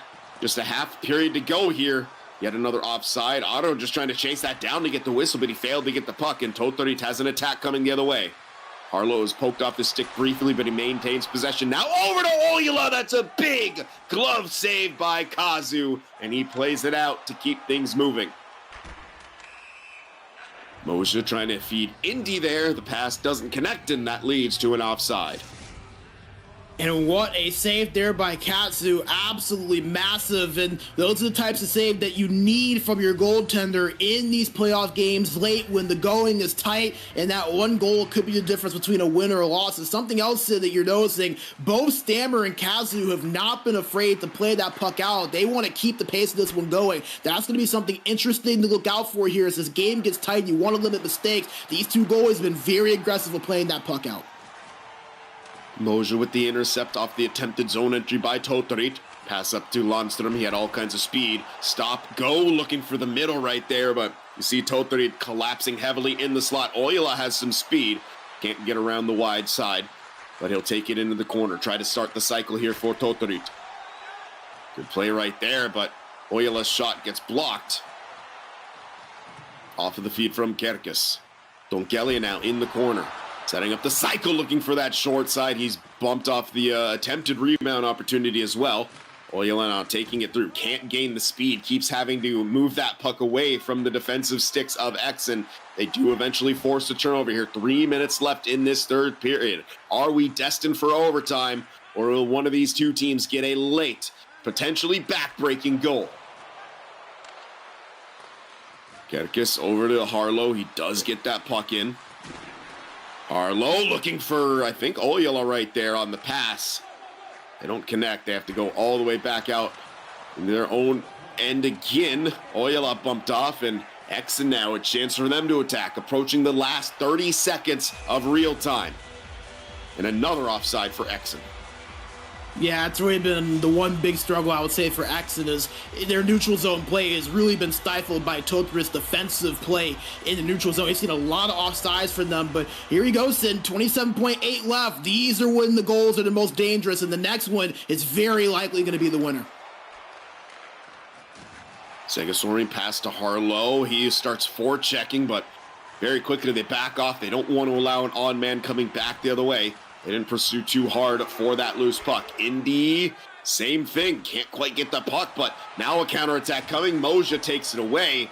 A forward check, but they can't get the puck back. And we are headed to overtime here in game number 2. Tied all up at 1. And is anyone surprised, really? I mean, two teams that have been close in the standings all season long, two teams that are about as even as they come in terms of the stats and the way that they have played this season, and that goal right there from Tohtorit was the one that pushed it to overtime. Sega Stormy just battling in front, jockeying for position in a tight space, and getting a piece of that puck on that shot from the point to put it in and beat Kazu. And, you know, this is going to be really interesting because I'm curious to see on whether these two teams become more defensive in this overtime, because this is a playoff game and it's not like you get points for this. You have to find a way to win. You're not going to get rewarded for getting a point here in overtime and this, that, and the other. You have to get the win. It's either a win or a loss, and it could very much sway the series. EXEN going up 2-0 could be very dangerous for Tohtorit, while if Tohtorit can tie this one up at 1-1, you can go into Wednesday with an all fresh perspective, knowing that it's essentially a best of 5. So massive minutes here in this series upcoming right now. Yeah, big implications in this overtime, as Brandon just alluded to. We'll see which one of these teams has a winner on their stick and just how long it may take. We've had some crazy overtime performances here at SportsGamer. We used to call this Marathon Monday for a reason. But we'll see just what happens here in this one. Good pass up. Indy gets that one in. Loose puck. Otto picks it up. He tried to send that one down low for Tonkelia, who got bumped, unfortunately. That shot from Moja just outside the blue line as his momentum carried him over. And EXEN can't keep it alive. And that's not something we've talked about much today, Sid, but look out for Moja there, that right D spot for EXEN. He's the guy that has been in these situations time and time again. He also has 6 goals this season, so he's not afraid to put that puck on them, be rewarded sometimes. Look out for him potentially for that EXEN side. Tohtorit bumped as he gained the line. It's a quick turnover, and Tohtorit coming back the other way. Kerkis just trying to speed his way through, but Moja right there to disrupt things. Tohtorit gaining the line on the left wing side. Fed to Otto. He gets that one knocked off his stick by Sega Sormi. And Kerkis breaking it out now. For Tohtorit. Oyala with the puck. Over. Loose in front. Oh! And Profilipaki just can't get to that rebound. And Kazu was sprawling in his net there. If he's able to get to that one, that could have very well been the OT winner right there. Indeed, a bit of miscommunication there with Tohtorit as they're colliding just over the blue line. Leads to a counterattack, but nothing really comes of that. Now back the other way. Lundstrom jumping up into the play. Stops at the blue line. Tohtorit now takes it along the half wall. Otto getting set up. His pass down low for Indy. They don't connect, but Moja collects it at the point and creeps in on his own. Moja wraparound bid! And he couldn't just quite settle that puck from behind the net. Profilipaki just trying to bull rush his way through the middle. That one's taken. And here comes EXEN back the other way. Tohtorit sent down low. Otto's wraparound chance, and that time Stammer right there. Yeah, a nice job from Stammer staying tight to that post to be able to make 2 different wraparound saves, the exact same look that they had on the opposite possession just before this one. So nice job from Stammer. You have to rely on your goaltender to make those simple saves here in this overtime. The last thing you want to do is allow a goal that you could have saved. EXEN setting things up in the offensive zone. Moja off the half wall, down low. That's a nice quick bid for a speed wrap. Shot by Otto. He scores! The sniper gets it done again for EXEN, picking that corner, and they will now have a 2-0 lead in this series off the back of that 2-1 win in overtime. We talk about it all the time, Sin. When you put the puck on net, you just never know how you may be rewarded. And you see Otto, he wins that puck battle, and I want to look right there, the one little slight cut to the middle to create a little bit of space to get that open shot on net. That was the difference in him being bumped off of that puck and being able to get that puck off of his stick cleanly. Just being able to be Stammer, looks like on that low glove side, that close quarters superstar ability really helped him out there, as well as you get another angle that right there, that one little cut and the quick snap of the wrist shot was really what made the difference. So between that cut and the close quarters ability, that was what was able to get Arlo that shot on past Stammer. And all of a sudden, EXEN in 2 tight games find their way to an overtime victory in a 2-0 series lead heading into Wednesday. A perfect day for the Purple and Black squad. Absolutely, and Otto just an absolute beast throughout these first 2 games. He had 2 goals in that one, and if I'm not mistaken, had 2 goals in the previous game as well. So what a start for the left winger of EXEN right here, really leading his team in a lot of ways, but most importantly, big goals down the stretch. And again, for EXEN, this is exactly where you want it to be after today. As quick to get out of there right there. They got other stuff to do. We understand. But what a start to the playoffs here in the ECL Elite for this spring 24 season. I mean, those 2 games, it's tough for Tohtorit. I feel like they played well, but at the end of the day, you only had 1 goal through each of the first 2 games. You have to find ways to get that puck into the net. And I think it starts with taking a few more shots. Yeah, I think that was really the big thing that stood out to me for Tohtorit. I don't think they played bad by any stretch, and I think that through certain points they were the better team, especially in that game number 1. I thought that they outplayed EXEN for really 50 of the 60 minutes, but then EXEN just kind of got things rolling there at the end, and it all started from when they decided we're just going to put the puck on net and see what happens. You saw they got that typical, and they had one that kind of just trickled in past Stammer. When EXEN started prioritizing putting the shots on net, that was when the tides returned for them, and Tohtorit, even though they were able to create a little bit of offense, I don't think they were able to really create enough to reason not putting the puck on net more than they did. They only had, I think, 7 or 8 shots, I think, throughout that entire game number 2. And when you're playing a team like EXEN that really does have an ability of creating offense, they love flying up and down the ice and causing chaos, you have to find a way to take a better advantage of your offensive zone time. So I think for Tohtorit, they're going to learn something from these 2 games. They're going to hate being down 2-0 in the series, but I think they can feel good knowing that they played well, played with this team, could very easily be up 2-0 just as easily as they ended up being down 2-0 in this series. And you mentioned Aro, by the way, Sid. Here's a fun stat. In the 2 games they played in the regular season, Aro scored just 1 goal. He already has 4 here in these 2 games of the playoff series. So a guy that was more of a playmaker in the regular season, scoring goals in the playoffs, you just never know who is going to step up come postseason time. Absolutely, but that does it for our first matchup today, but don't go anywhere. We will have Valokuitunen, the 1 seed, taking on the 8 seed of the Blackjacks coming up in just a few moments. We'll be taking a quick break here, and then we'll set the stage for that matchup, so don't go anywhere. Minkä päällä lakukastike maistuu parhaalta? Ei voi tietää, ellei kokeile. Kouvolan lakritsi.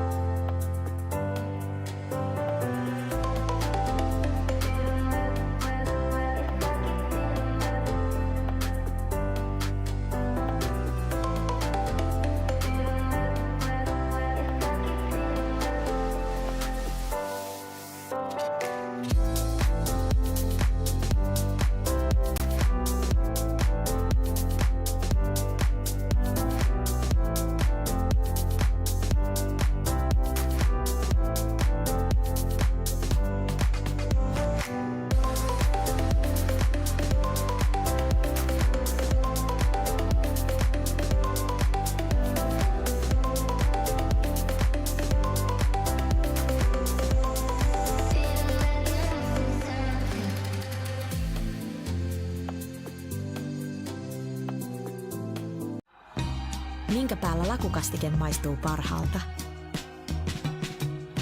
Ei voi tietää, ellei kokeile.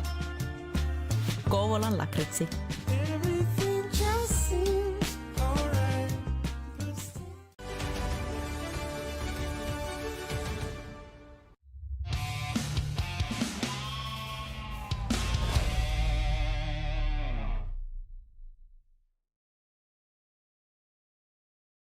All right, we are back. The first couple matches or couple games in our first playoff matchup are in the books. EXEN taking that 2-0 lead over their opponents, Tohtorit. And now we turn our attention to the 1 seed versus the 8 seed, the defending champions, Valokuitunen taking on the Blackjacks. I mean, the Blackjacks have a lot to live up to here, and Valokuitunen, they want to keep that, their momentum going.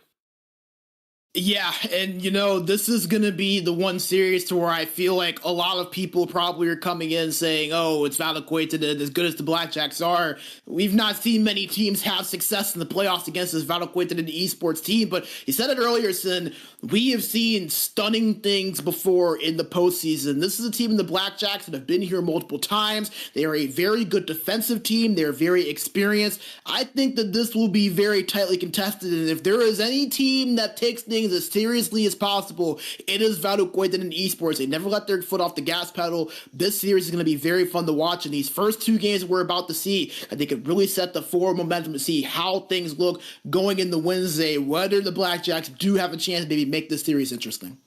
Yeah, and that'll be a good test. If Blackjacks are able to steal the game, do they head into the next game day matchup on an equal footing? That will benefit them greatly. But we'll take a look now here at the end of season standings to see how these 2 teams sort of got to the point where they are today. So you see there from Valokuitunen, they had those 66 points, far and away by 5 points, the 1 seed, 20 more points than their opponents here in Blackjacks. Now we do use the 3-point system here, so 20 points seems like a big gap. It still is quite a big gap. But for the Blackjacks, not a bad team by any stretch, well above that 500 mark. Their goal differential, though, that could be the one issue, maybe. And, it's about a 6.5 game difference there in the standings. So a good little gap, but not anything too wild. And, as you mentioned, I think the biggest thing is going to be the differences, as you mentioned, that goal differential. But something to keep in mind is that the Blackjacks were a really good team defensively this season. They were one of the top teams in terms of goals allowed per game. They were in forfeits, as a matter of fact, and that number was actually even better. They were actually number 1 in the league before their last few games of the season. They let up a few more. So this is a team that is going to be playing a very strong offense, but they have a very strong defense of their own right. It's going to be very fun to see if maybe they can slow down this Valokuitunen Esports team, because if they can, that's going to be their best chance of being in the series, because the goals allowed a much closer deficit compared to that goals for. Yeah, absolutely. We'll take a look now at the playoff bracket as it stands here so far, and we should have it updated to show. We do not have it updated, but however, on the side of we do, Tohtorit and EXEN. You see EXEN there having that 2-0 series lead so far. So of course, other games we're still waiting to be played. We're gonna get underway with this Valokuitunen Esports and Blackjacks matchup here, and we'll take a look now at those team matchups here. And you'll see what they did through. Of course, these are the regular season stats. We don't have any playoff stats for these 2 teams so far, but this is what they both did in the regular season. You see where the success of Valokuitunen comes from. Insanely good defense and a high-flying offense. A team that, as crazy as it might sound, they just seemingly do everything right. They're elite offensively, they're shut down defensively, they're great on the power play, and when they do take penalties, they often don't have to pay for their mistakes because they're so good on the penalty kill. They're just one of those teams that seem to do everything right in all 3 phases, and that is what makes them so tough to beat, is that they don't beat themselves, and they have really perfected their game and being able to attack and being able to limit their opponents. The Blackjacks, on the other end, they've been rather good in their own end, but they have not found a lot of offense. And for this Blackjacks team, that has really, in my opinion, been the one thing that has kept them from really elevating in this division over the last couple of seasons. You see just 61 goals for us so far this season. And unfortunately, this was something that they also struggled with last season as well. They just really weren't able to find their way to a lot of goals. Fortunately for them this season, they are much better defensively, but you're going to have to score more than 2.07 goals per game to beat this Valokuitunen Esports team. 2 goals a game is not going to be enough. That's putting too much pressure on your goalie. It's putting too much pressure on your defense. They're going to have to find a way to get more goal scoring output if they want a chance to make that upset happen. Absolutely. And this is a team, in Blackjacks that, suffered a loss of, someone that had been there, kind of a staple in this team. Obviously, original Snus, opting for the route of retirement from the competitive NHL scene. So no longer there, but they did find a pretty good replacement. And we'll take a look now at the lineups for both of these two teams. And on the side of Blackjacks up front, it's Kermit on the left wing, Fopatoflin in the middle, and Timothy on that right wing side. On the back end, it is Tony and Angel Kuru with Simbanyo in between the pipes. And on the side of Valokuitunen, a lineup that you know quite well with one pretty big addition there. Piku Roger on that left wing side, Benito in the middle, Nicky Dangles taking the right wing, and on the back end, Domi and Teemu with Vincere in between the pipes. And for the individual head-to-head matchups, we'll start with the centers, Benito and Fopatoflin. And anytime you're going head-to-head against Benito, it can be a tall task. Yeah, I mean, the best center in the league for, 3 game cycles now. So always going to be a very tough matchup. But Fopatoflin, he is a guy that is very experienced. He's a playmaker for this team, plays well defensively. And as you mentioned, he was the one that came in and took the place of original Snus, who did retire after last season. And that's a big hole to fill. Snus was a guy that led this team in points last season. He was the captain of this Blackjacks team when they were ZSC Esports, and now the Blackjacks once again. I actually went back and looked when I wrote the quarterfinals preview, and Snus had been with this team since ECL 6. That goes all the way back to 2018. So you were talking about a long-term staple to this lineup and to just this organization that Fopatoflin had to come in and replace. And I think he's done so rather admirably. A big task to go up against Benito, but Fopatoflin, a guy that is experienced and can hold his own. It'll be interesting to see what he can do against him. We'll slide our way over to the winger comparisons now, and you're going to see a lot of the same kind of a lot interesting. We just got a late addition of a lineup change on the side of Valokuitunen, and you're going to see it right here. I think we obviously have to talk about that right now. It's FaZe playing right wing side. A beast of a goaltender, was with this team when they were H-Reds for a very long time. He's slotting in on right wing, something that I have never seen so far. I'm looking at it right now, Sin. FaZe has played a total of 2 games as skater in his entire SportsGamer career. That was in the eHockey SM. He had 1 goal, 5 assists, and 6 points with H-Reds in that 2023 tournament. So this is the first ECL game he's ever played at forward. This is going to be very interesting because Nicky Dangles was the leader in points this season, tied with Piku Roger over on that left wing side. So that is going to be very, very interesting. A massive switch and a massive development here for that Valokuitunen Esports side, because you have to remember, though I'm sure FaZe is a solid winger, losing Nicky Dangles on that right wing is a huge development. You have to wonder if that maybe increases the sense of urgency for this Blackjack side.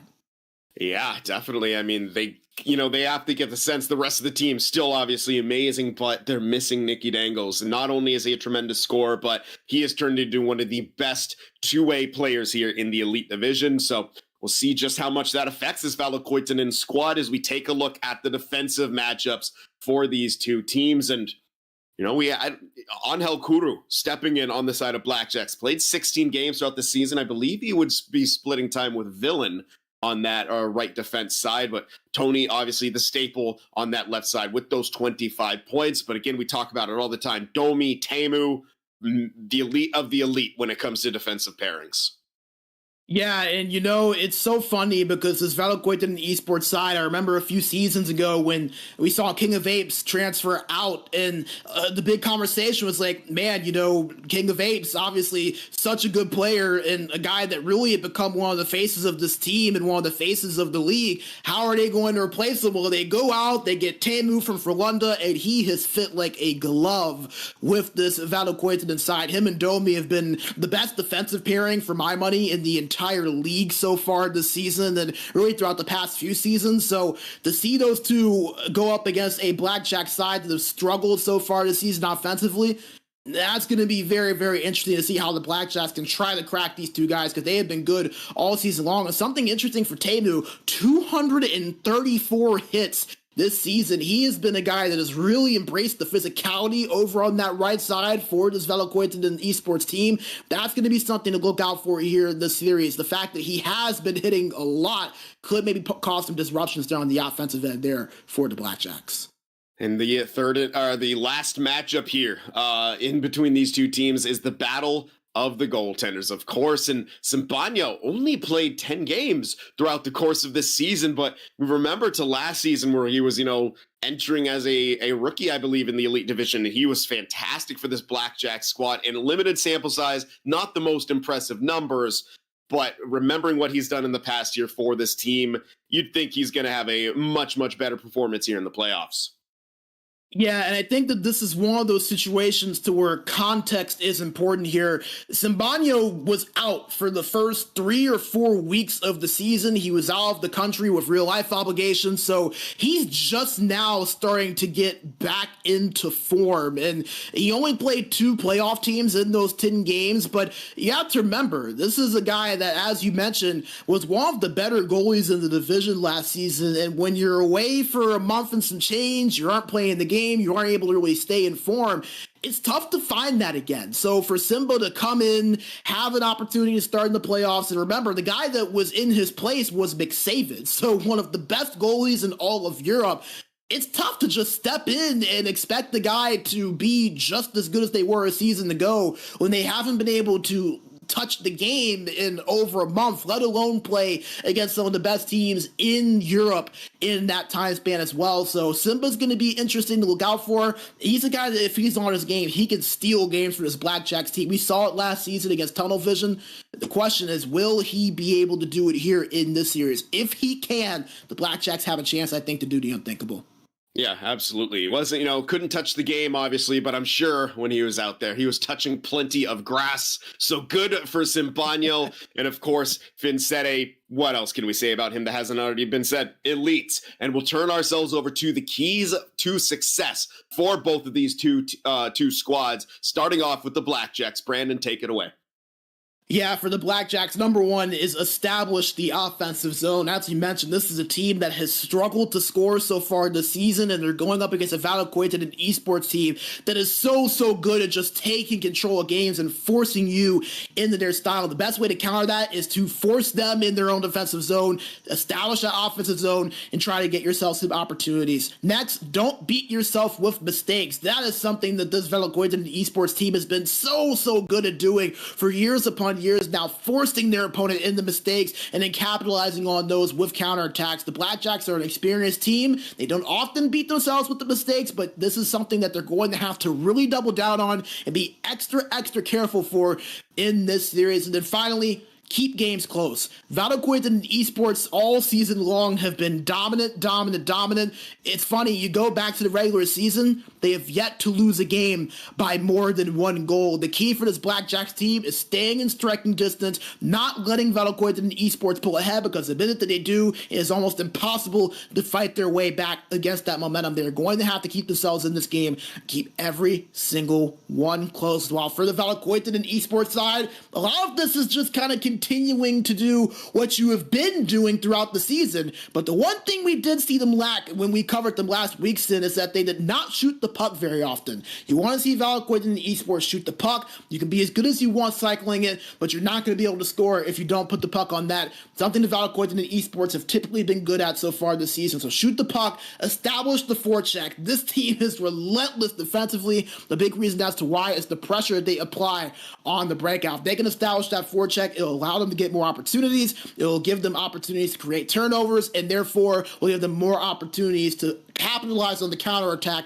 to get those goals that they have gotten all season long. And last but not least, force the Blackjacks to beat you at your own game. If they can establish their game and force the opposition to play into their hands, something that they have been so good at for so many years now, this series definitely favors this Valokuitunen and Esports team. So if they can force TBJ into their game, that's going to be a massive advantage to them, especially considering that, as we mentioned, this is a Blackjack squad that have not been able to find a lot of offense so far this season. So force them into their game and make sure that you can take advantage of it with that skill that you have naturally.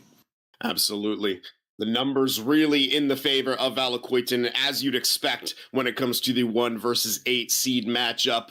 And the playoff success in favor of Valokuitunen. They were the first official dynasty of the ECL Elite, winning those 3 straight ECL championships. They were eventually supplanted by that Tunnel Vision squad, who, won a bunch in their own right as well. I believe they also had 3 in a row, unless it was only 2 in a row, and they lost that third. Everything kind of blends together with how long I've been doing this at times. But this is something that you see. Valokuitunen did what we've been kind of looking for strikers to do. A team that won championships in the past. They kind of fell out of form, I guess you could say, or just didn't have that success and been trying to work their way back to the top of the mountain, combining their roster with Havu, creating nearly a super team, a team to beat H-Reds, who are now Valokuitunen, but that team ended up being Tunnel Vision, and then it's Valokuitunen who have been the team to work their way back on top of the mountain. They're looking to get another dynasty going here with a slightly different lineup. Is Valokuitunen. Standing in their way, though, are a Blackjacks team which haven't been able to get over the hump. They've been a kind of a yo-yo team in the playoffs, out the first round. Maybe they missed the playoffs. Back in the playoffs now, in the 8th seed. If they're looking for some playoff success, it's not going to come easy, and that's what they've learned over the course of their ECL Elite standing. Nothing comes easy here, so they know what they're up against. They're up against the defending champions, the 1 seed, and it's going to take all of their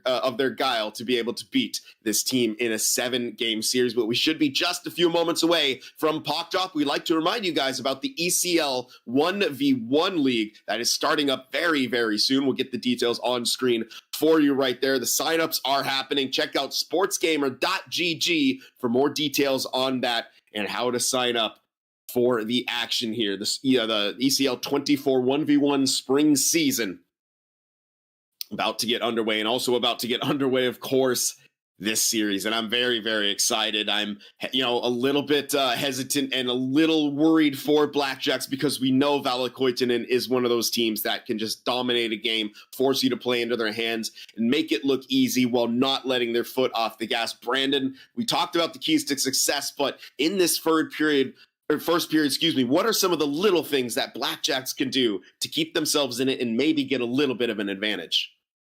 Well, I think the number one thing is just, as we mentioned, really just limiting mistakes. Something that Valokuitunen and Esports are so good at, are being able to attack. But the thing is that, as you mentioned, Sin, this team just has that ability to really take over games, and they're so good in their own end, and they have the ability to beat you. You can't afford to not only have them beat you, but also beat yourselves. The Blackjacks are going to have to make sure that they are clean, they are communicating, they are crisp, they do not make the simple mistakes. Bad breakouts, bad penalties, things of that nature can absolutely kill you against a team with as much skill and as much experience as this Valokuitunen Esports team. I think it's one of those things to where you have to remember who they are. You have to remember that there's not really a lot you can do about them and their game, but you can control what you do. You can control your game, you can control the mistakes that you make.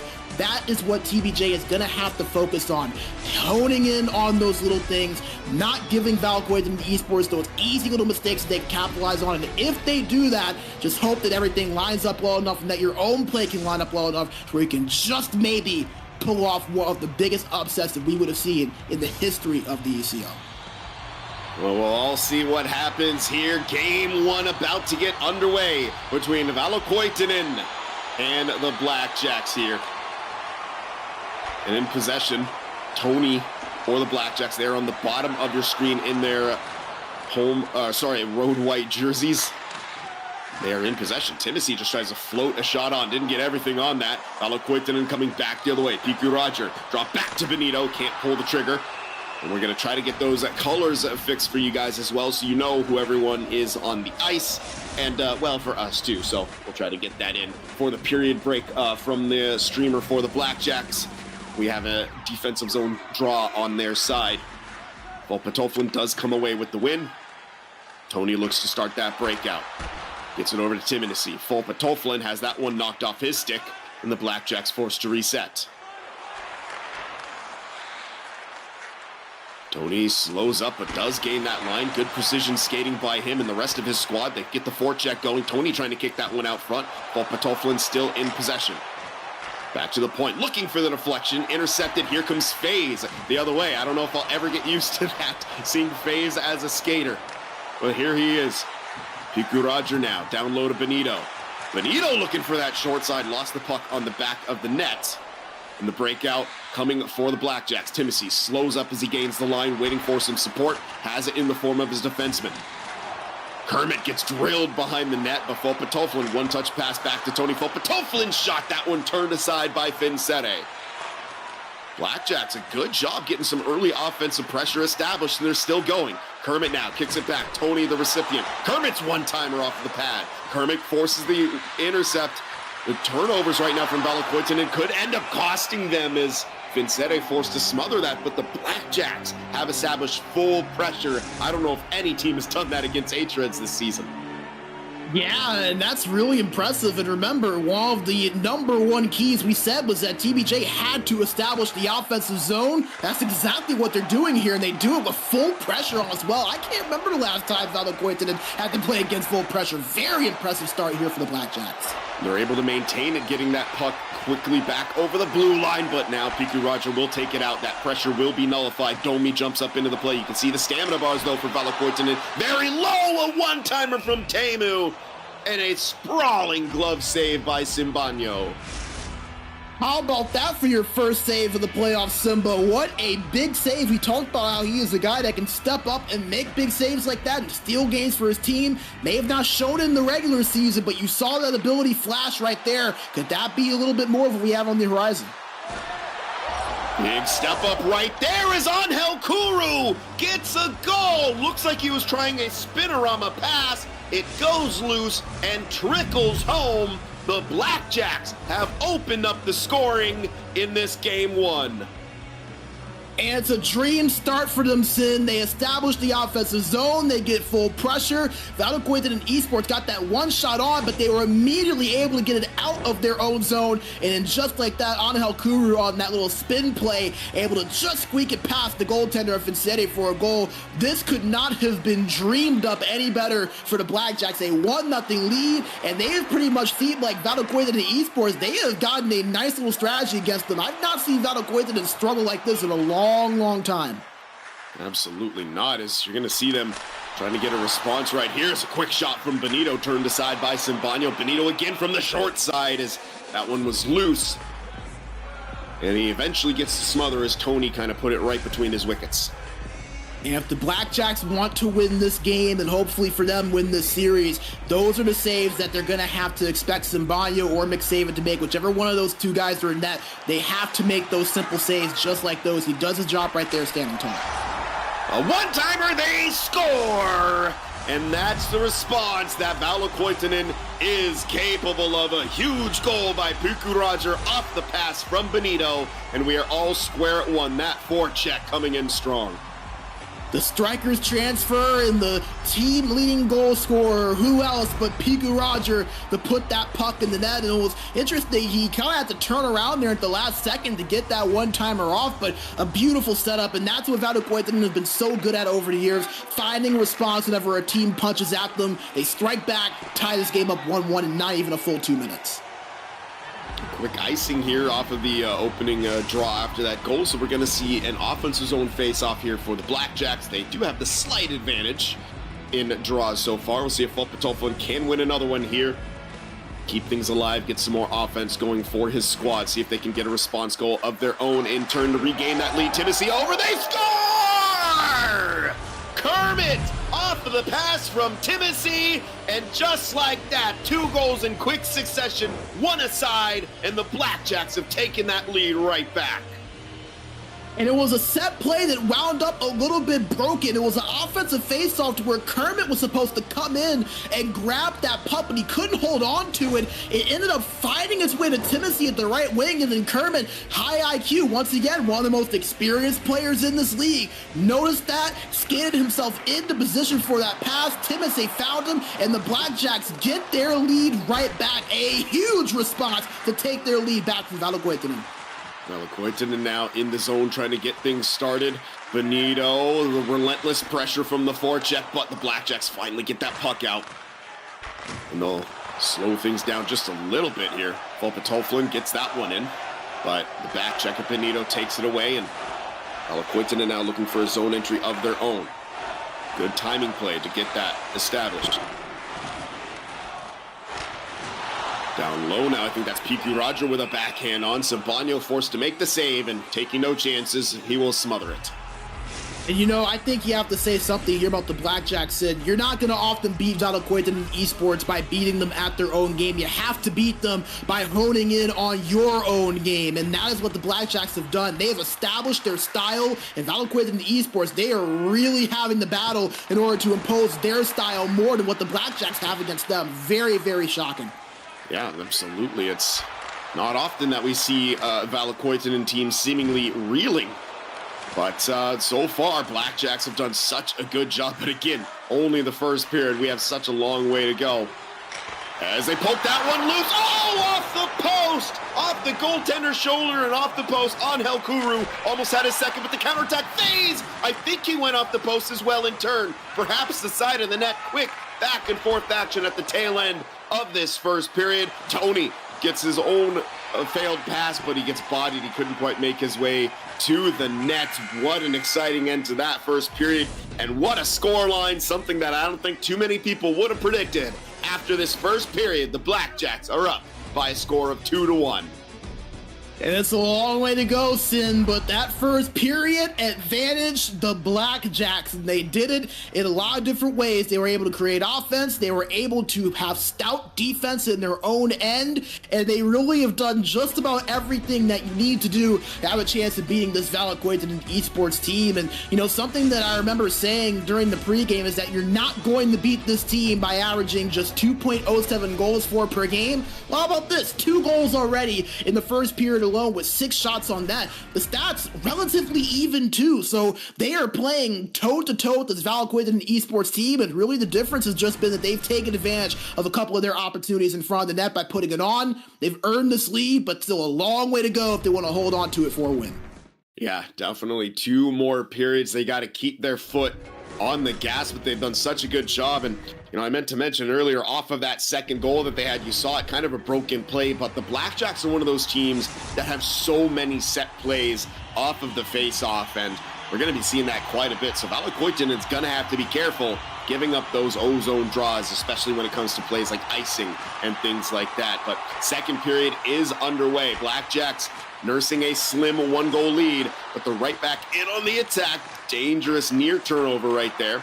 And eventually Valokuitunen does get it. Teemu joining the rush right here. He has that one knifed away from his stick, but he maintains possession. Benito on the point, sending it back down low into the corner.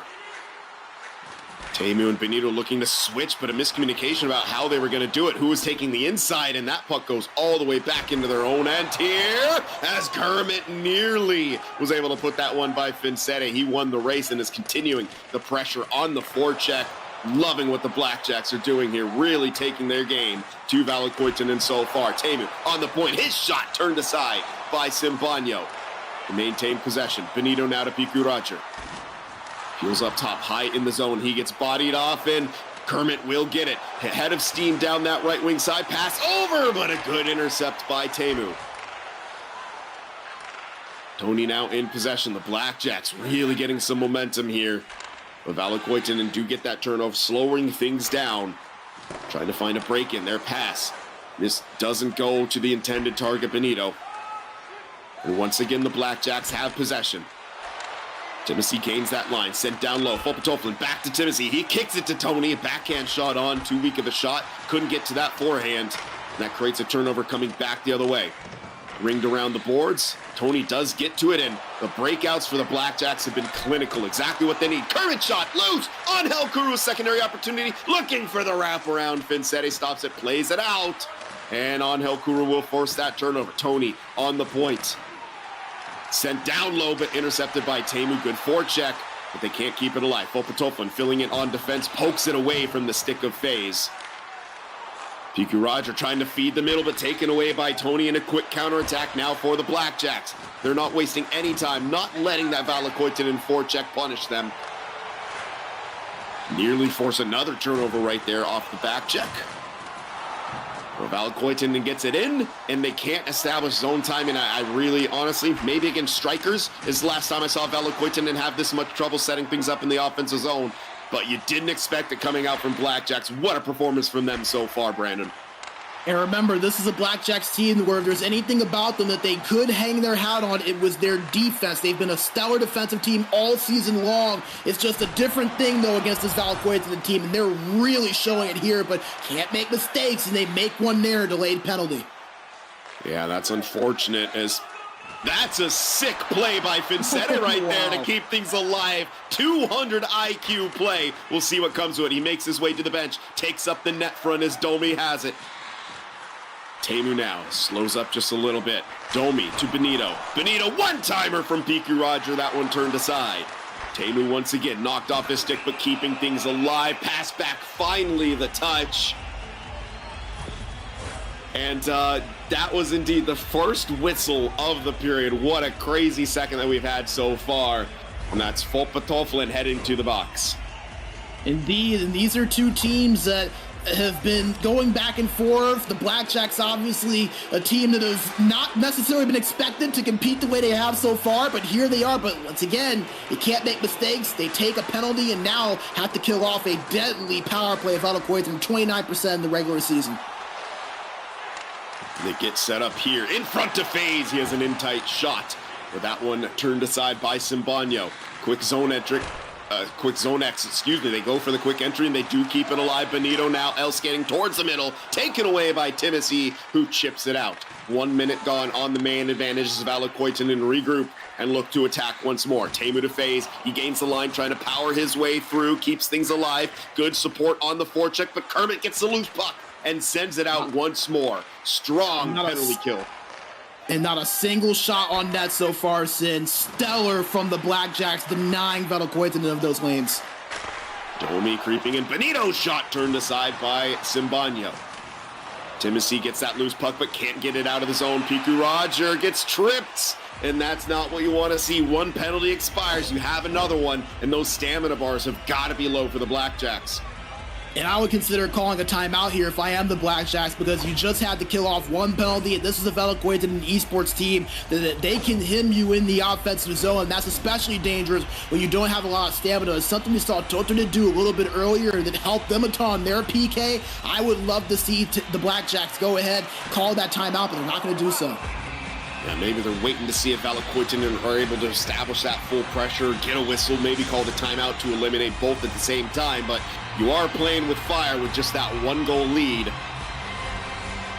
We'll see. I don't think you can play with hypotheticals here either. I think that you have to prioritize getting it out of the zone. If you do, you don't have to worry about full pressure.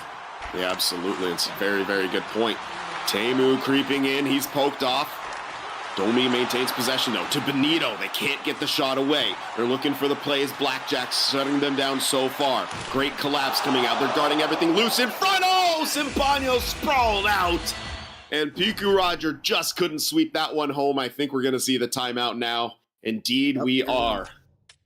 Yeah, there it is. And I think that the Blackjacks may have seen that and decided, you know what, I think we probably do need to call it, because you saw Valokuitunen Esports, they really hemmed them in that offensive zone, something we said that they're very good at being able to do. The Blackjacks weren't able to get it out. They have little to no energy, and this is a Valokuitunen team that we've seen score goals late in the period. They scored twice in the last 10 seconds of a period against Tohtorit when we covered them last week, so they've shown that ability.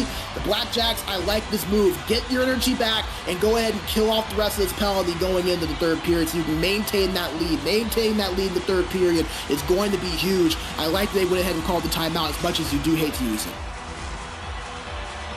Absolutely here, so we'll see what happens off this ensuing face-off. Just 23.7 seconds remaining, but they don't want to play with any fires.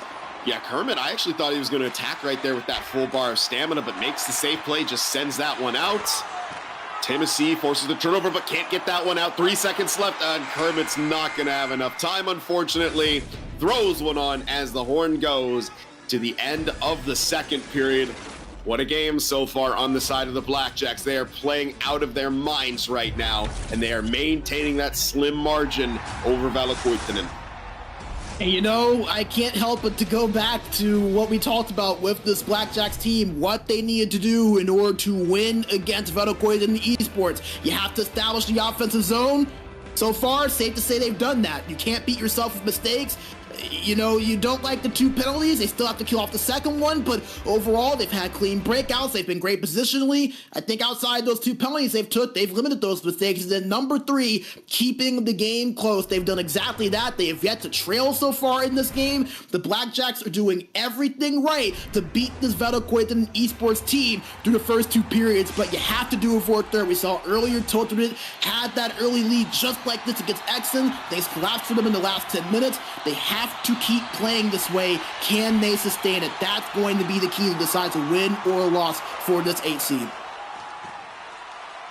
Here come Valokuitunen on the attack. Backdoor feed looking for Piku Roger right there. Was Benito. Man out of the box. Angel Kuru. They try a long stretch pass, but Teemu right there to intercept it. Valokuitunen trying to get in on the attack once more. Good support from Domi to pick up the loose puck. Maintaining in front to FaZe. His backhand shot on, stopped by Simbano. Kermit now trying to get some speed going. Angel Kuru jetting up the middle. Pass went to him, but he couldn't maintain possession. Domi coming back the other way. Pass in front. Piku Rogers' shot gets blocked. Kermit gets it off the loose puck, and Blackjack to get it out of their zone with speed. Timothée looking for the spin pass. He gets drilled by Teemu. Counterattack coming now. Teemu shot on and a save by Simbano. Great save by Simbano, but give credit to the Blackjacks defense. They're taking away that quick passing lane over to that left side. Think that may have been what Valokuitunen were looking for. They didn't have it, so they went ahead and put that shot on that. Blackjacks with it now. Looking to attack. Kermit with the puck. From the half wall, looking for a shot on. That one deflected away. 3-on-2 now for Valokuitunen and Piku Roger. Just a nice little drag shot right there, but it's turned aside off the blocker by Simbano. Benito kicks it up top to the point. Domi now. Shot, and they score! FaZe with the deflection, getting a goal in his winger debut for this Valokuitunen squad, and at no bigger time, this game is tied. And he did it through fundamental sin. It wasn't through skill, it was through positioning and knowing where he needed to be on the ice. They were able to get that shot off from the point. FaZe camps himself right in front of Simbano on that play, gets that tip, beats him on it, and just like that, Valokuitunen Esports tied us at 2-2. And sometimes that's how you have to do it. It can't always be pretty. It can't always be through the cycle and the pretty play. Sometimes you have to get gritty. Even a team as good as Valokuitunen, they recognize that and they're rewarded with the tying goal. Blackjacks trying to get one back here. Their shot from the point there deflects all the way up into the netting. We'll have an offensive zone draw, I believe, unless it was off of one of their players. But nope, in the offensive end, we'll see what kind of set play that they want to pull out off of this draw. We saw a pretty good one. It was broken, but it led to a goal. See what they have in store right here. And unfortunately, Tony wasn't able to get that secondary pass off to Kermit. They maintain zone possession. Tennessee just trying to go for that short side. Lost it off the pad of Spinsete.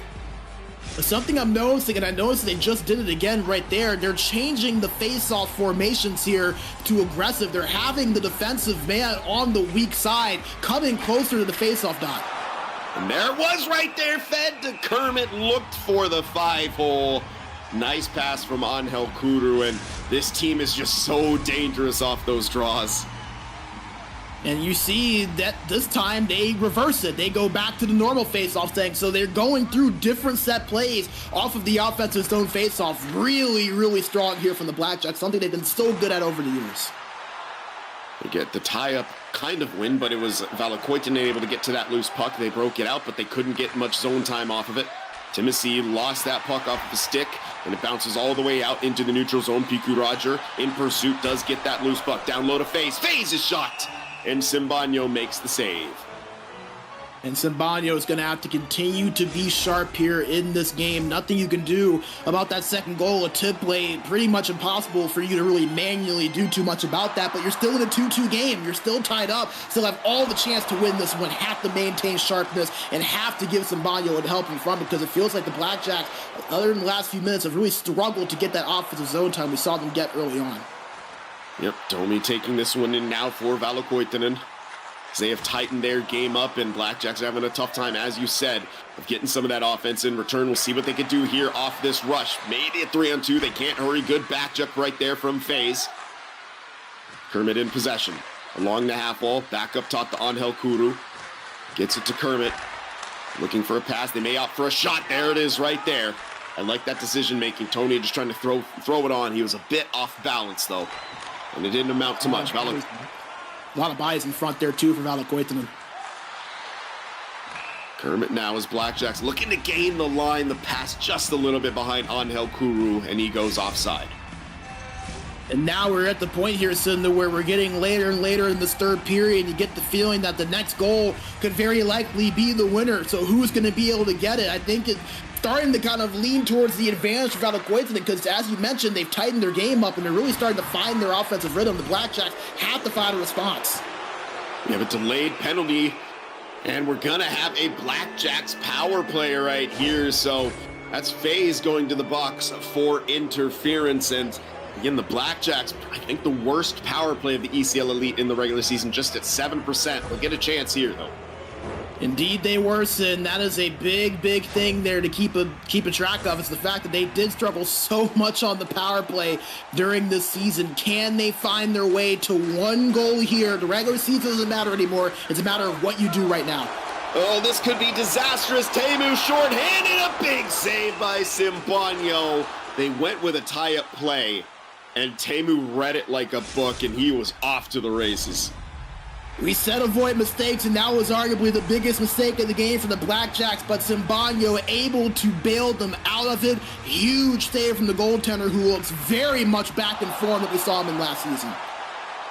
Valokuitunen off the faceoff, tried to get another shot short-handed. Angel Kuru takes that in, head of steam, drops back to Tohtorit. His shot is saved by Finsete, but they do establish the O-zone once more.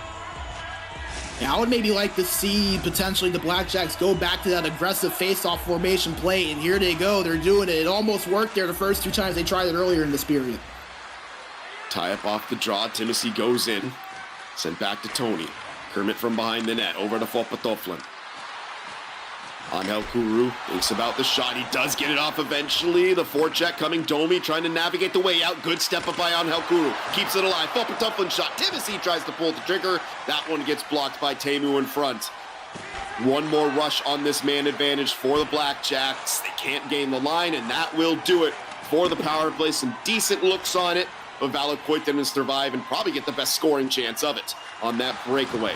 Benito now has that one knifed away. Down low is FaZe, tied up, but Piku Roger in support gets it right back, sent in front, trickling around the blue paint. And the attempted counterattack fizzles out quickly, but they do force the turnover. But once again, Valokuitunen, good defensive support. They go offside, though. 44 seconds remaining in this third period. And we often give the goaltenders all the credit for saving goals, but Angel Kuru on that last Valokuitunen Esports play, him being in front of the net to pick that puck up may have saved the goal there for Valokuitunen, because without him being there, would have been an easy chance for a second look that would have beaten Simba more than likely. That was nearly a bad turnover by Tony, but fortunately, Kermit came in support defensively to knock the puck loose off of Piku Roger. One more rush, perhaps, for the Blackjacks here before this period comes to a close. Tohtorit taking his time. Tony with the puck now. Over to Timothy. They gain the line. Just seconds remaining. Loose puck. Kermit gets it. 3 seconds remaining. Kermit trying to send it in front. Wraparound pin. Oh, he couldn't quite get it off. And that will do it for regulation. Tied up at 2. Off of this tying goal from FaZe. And we have overtime. Well, you said it earlier, Sid. There's a reason that we used to call this Marathon Monday, and it certainly has felt like a marathon here so far tonight. Our second overtime in 3 games, and the Blackjacks trying to pull off an upset Game 1 victory. And I mean, I think regardless of how this thing goes, you have to give them a lot of credit. I know it won't do anything for them if they don't get the win in terms of the series results, but man, they have been so impressive, and they have shown that they can compete with the Valokuitunen Esports team as you get another look at the goal that tied it up, just that tip in front from FaZe, beating Sambadio high. And the one thing I have to say I've been the most impressed with the Blackjacks is just the ability to break the puck out. They haven't just tried to work their way up the ice by going north. They have gone east to west. They have worked their way up as a 5-man unit, passing it around with quick passes through the neutral zone to break it past the blue line. They're going to have to keep that up, and they're going to have to limit mistakes once again here if they want to steal this game here in overtime. Face-off won by Valokuitunen. They tried a quick play off the face-off, but that middle of the ice was clogged up. Kermit goes back to Tony. His shot gets blocked. Looking for some quick shots on are the Blackjacks here. They slow down Valokuitunen in the neutral zone, and they'll collect the loose puck in their defensive end.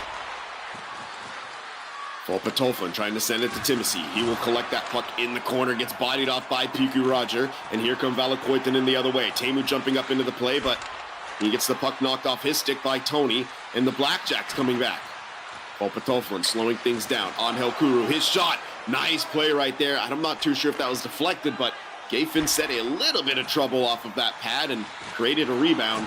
Unfortunately, they weren't able to get to first. Angel Kuru, nice job to jump up the half wall there to collect that pass. Valokuitunen fights off the check. Tony now jumping up in, looking for Kermit right there. They couldn't quite connect. Kermit in possession again, tries a low shot, and Finsete makes the save. Doesn't give up that short side. But you're starting to see the Blackjacks buzz a little bit here offensively. They've really been the aggressors, it feels like, in this overtime period. More opportunities in terms of scoring chances than what we've seen Valokuitunen get. Almost the opposite of what we saw there in the third period. Timothy gets a slap shot on, hits a body in front. Teemu looking to work that out. It will go all the way down, and nice job by Angel Kuru there, just sidestepping the forechecker as Tony takes this one in for the Blackjacks. Kermit back to Tony. Tony to Kermit. Oh, and a dangerous play right there is friendly fire off his goaltender. Angel Kuru's shot with traffic, but Finsete once again standing tall. This is getting kind of dangerous for Valokuitunen and Esports. They've got to find the way to get back in the offensive zone and start attacking, because the more the Blackjacks continue to swarm in that O zone and push shots on that, the more likely it becomes that one of those pucks are going to trickle their way in. Timothy trying to feed that one down low, but Domi in perfect possession gets the intercept. Rough poke check in the neutral zone creates his space for FaZe. Dangerous bouncing puck in front as Benito took a kind of a half shot right there. But once again, Blackjacks immediately stifle their attempts to set up some zone pressure. Sauced down low, but no one home. Valokuitunen will get that puck back. Domi to Benito. Benito to Piku Roger. Miscommunication. They'll be forced to reset.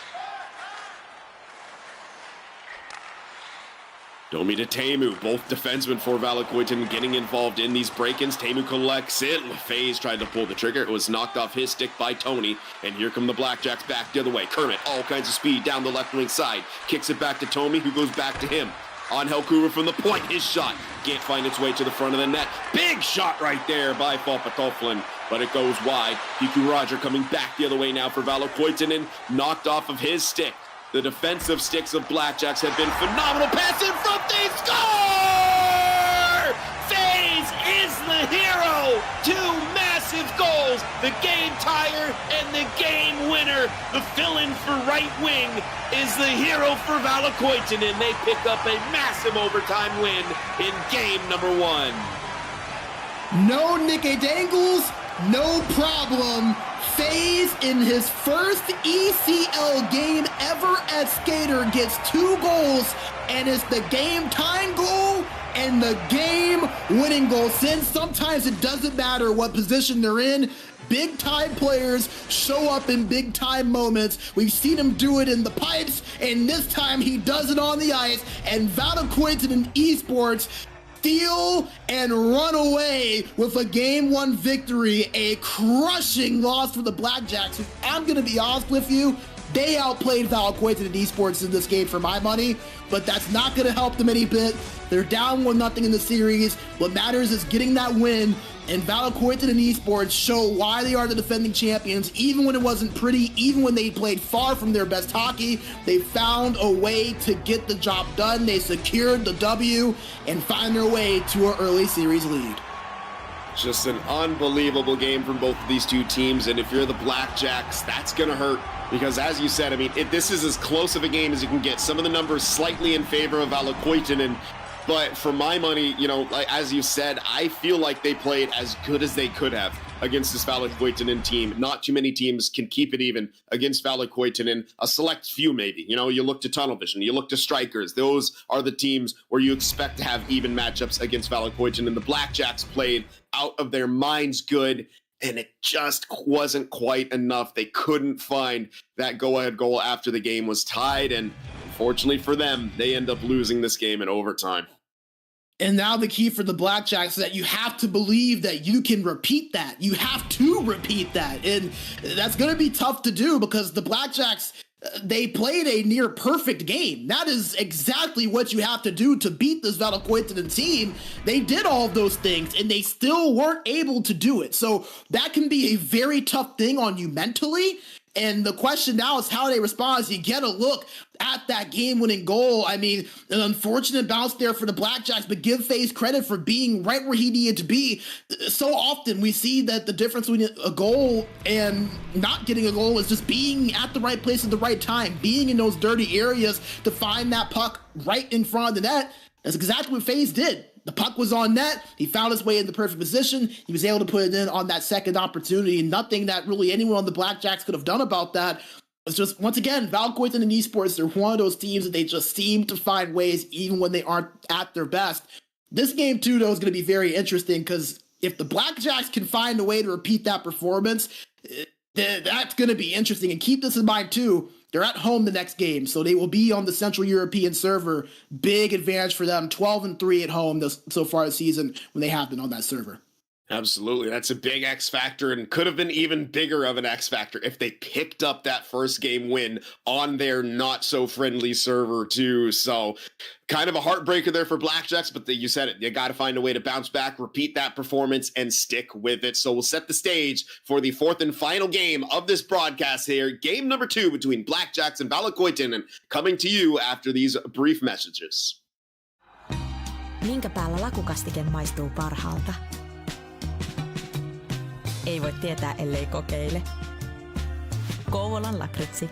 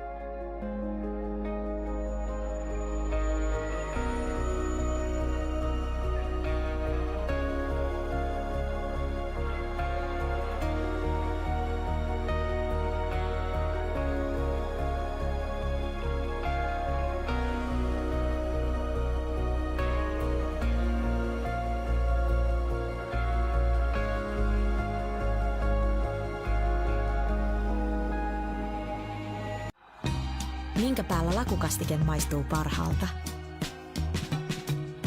Ei voi tietää, ellei kokeile. Kouvolan lakritsi.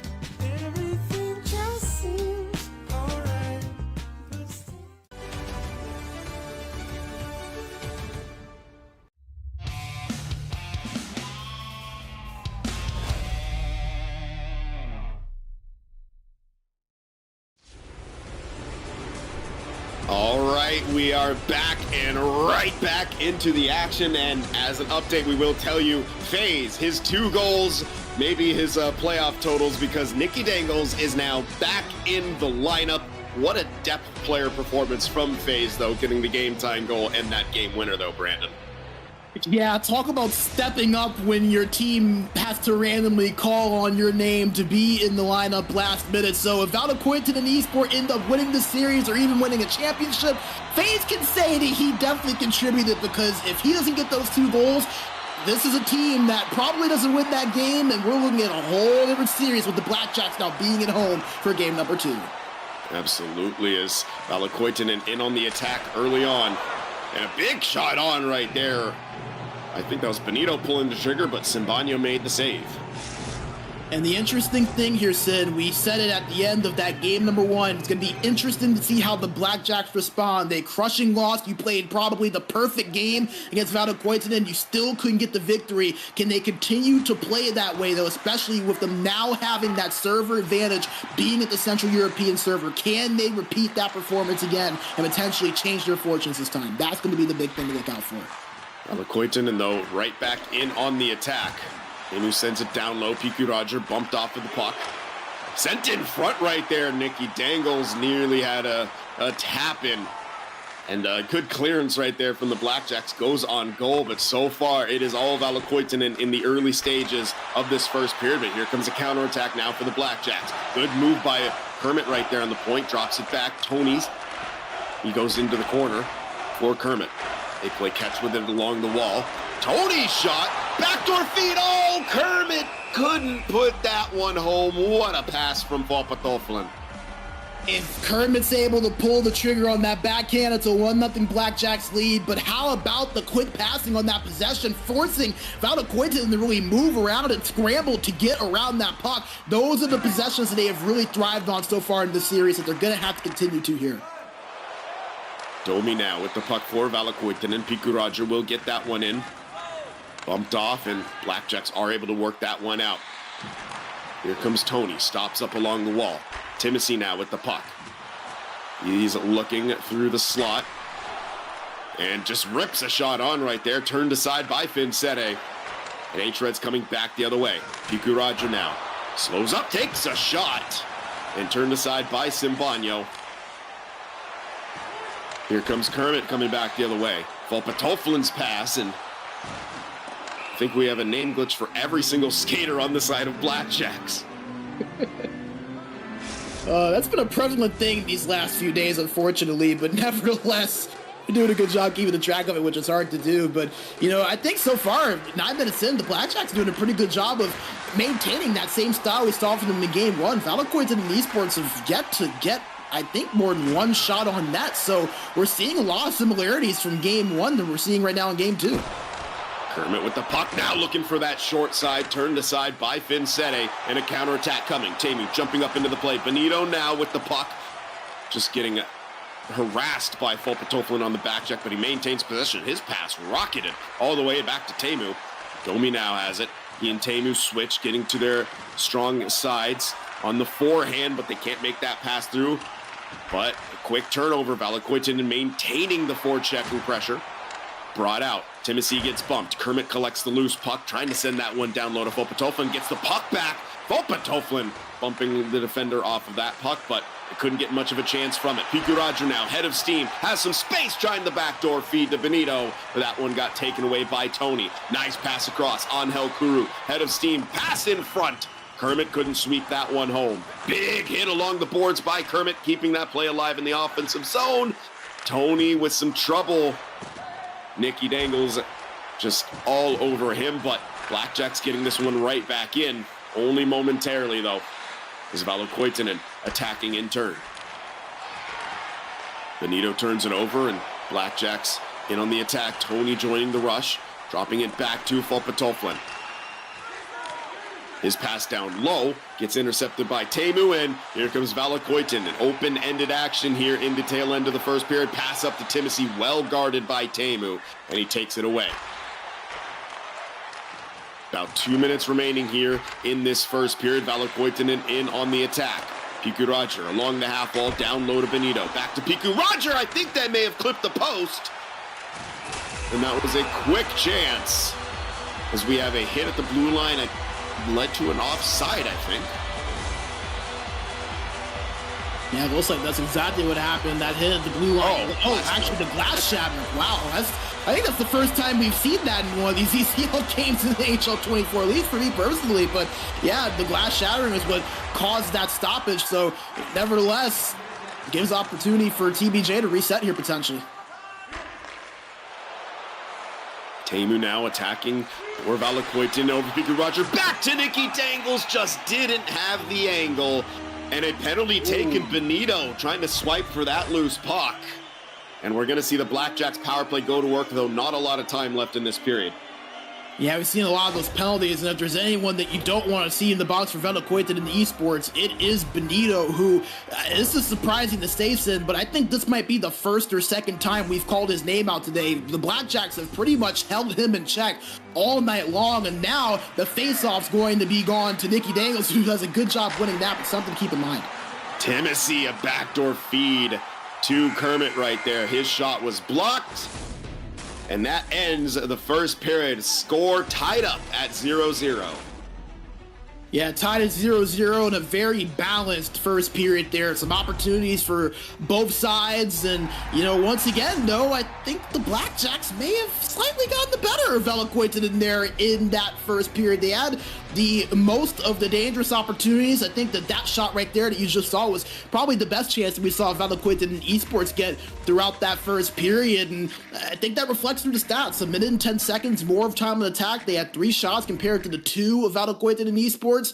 Overall, the Blackjacks are doing a pretty good job, I have to say. So we'll see if they can keep this up. But for Valokuitunen Esports, they have got to find a way to get some of their goal scorers a little bit more involved. Obviously, Nikkei gonna have to kind of come in cold, but Benito, very quiet. Roger, very quiet. Remember, 2 of the 3 goals they scored were by FaZe, a guy who had to come in last minute and play. So the main stars for Valokuitunen Esports have been relatively held in check so far. They're gonna have to find a way to open them up to get this game going for themselves. Off the face-off, Blackjacks in possession, trying to gain that line and set their power play up. They do, they score! Quick sequence of passes, and Tohtorit gets the opening goal for the Blackjacks on the power play. And the quick passing, that has been the key so far for the Blackjacks' success offensively. And you saw it again right there, just their ability to get into one another without fail. It's been a massive reason that they've been able to find success. They haven't turned the puck over too often, and it rewards them there with a goal. Huge for the Blackjacks. And, you know, Sim, we were wondering, hey, can they repeat that game 1 performance? It's going to be tough to do it twice. It's already tough enough to do it once. So far, so good for the Blackjacks, up 1-0, and they've yet to trail in regulation. Absolutely. I mean, that's just very impressive from Blackjacks, where Valokuitunen is a team that is usually playing with the lead and playing to their strengths. A dangerous pass right there. Teemu nearly put it in his own net. But here come Valokuitunen back the other way. Nicky Dangles sends that one all the way around. Tohtorit can't get to it. Timothy does. He had Kermit streaking up the ice, but elects to play it back into his own end to slow things down. Good pass up the wall before getting drilled. Take a hit to make a play. And Angel Kuru did just that. Tohtorit now settling it down in the neutral zone. Good give and go with Kermit. They gain the line. They try one more give and go off the wall. And on the forecheck now, Kermit can't turn that puck over. And Valokuitunen coming back. Teemu gains the line but gets crushed by Tony. Tohtorit sending it back to the defenseman Angel Kuru. Looking to set the breakout up. Good pass up. Timothy has it sticked away, but passes to Tohtorit in front. Kermit does get it, doesn't have the shot though. Spin, low, gets poked off his stick as he was trying to get the pass through. And unfortunately that's offside, but they do have another power play coming up. So the team with a 6 or 7% power play in the regular season is 1 for 1 so far this game. And another chance coming up as Nicky Dangles will sit for 2. Yeah, it's a charging call there for Nicky Dangles. That's a pretty clear penalty, not one that you ideally want to take. There's not much you can do about those penalties in front of the net where you're puck battling, but I mean, 4 or 5 strides and the hit, that's one you can control. So an unfortunate penalty there for them to take. Tony on the point. He and his defensive partner Angel Kuru, blank catch right there. Quick shot on by, oh my God, another one off the backhand. More shots and it stays out. Vincere all over. Yep, full pressure has been established now. Short side shot denied. And another save by Vincere. And I have to apologize for Vincere because we have not talked about him enough. He has stood tall so much for his Valokuitunen team. And you see Valokuitunen forced to take a timeout after the massive surge in the onslaught that the Blackjacks just put on there over that last 30 seconds. I think I counted maybe 4 shots on net in about a 10 to 15 second span. Absolutely unreal what the Blackjacks are doing right now. And Valokuitunen Esports, is good that they got that timeout off, but they're going to have to get this puck out of their zone to slow down this momentum because the Blackjacks, they are feeling themselves, they are buzzing, they are cohesive, and you can tell right now at the way they're playing. We'll see if Tohtorit can win this face-off to keep it alive. He can. Angel Kuru steps up. Timothy gets the loose puck shot from distance right there by Tony. Good puck chop back by Kermit, just a little bit off with the aim. And it clears the zone. 30 seconds left on the man advantage. Missed pass right there, but a good forecheck by Timothy. Able to keep things alive. Tony, pass over, they score! Blackjacks, 2 for 2 on the power play. Throw the regular season numbers out the window. This is the playoff Blackjacks, and they have a 2-goal lead. And we talked about it in pregame, Sin. It's one thing to be a poor power play in the regular season, but that doesn't matter if you can step up and fix it for the playoffs. That's exactly what the Blackjacks have done here. And all of a sudden, a 2-0 lead.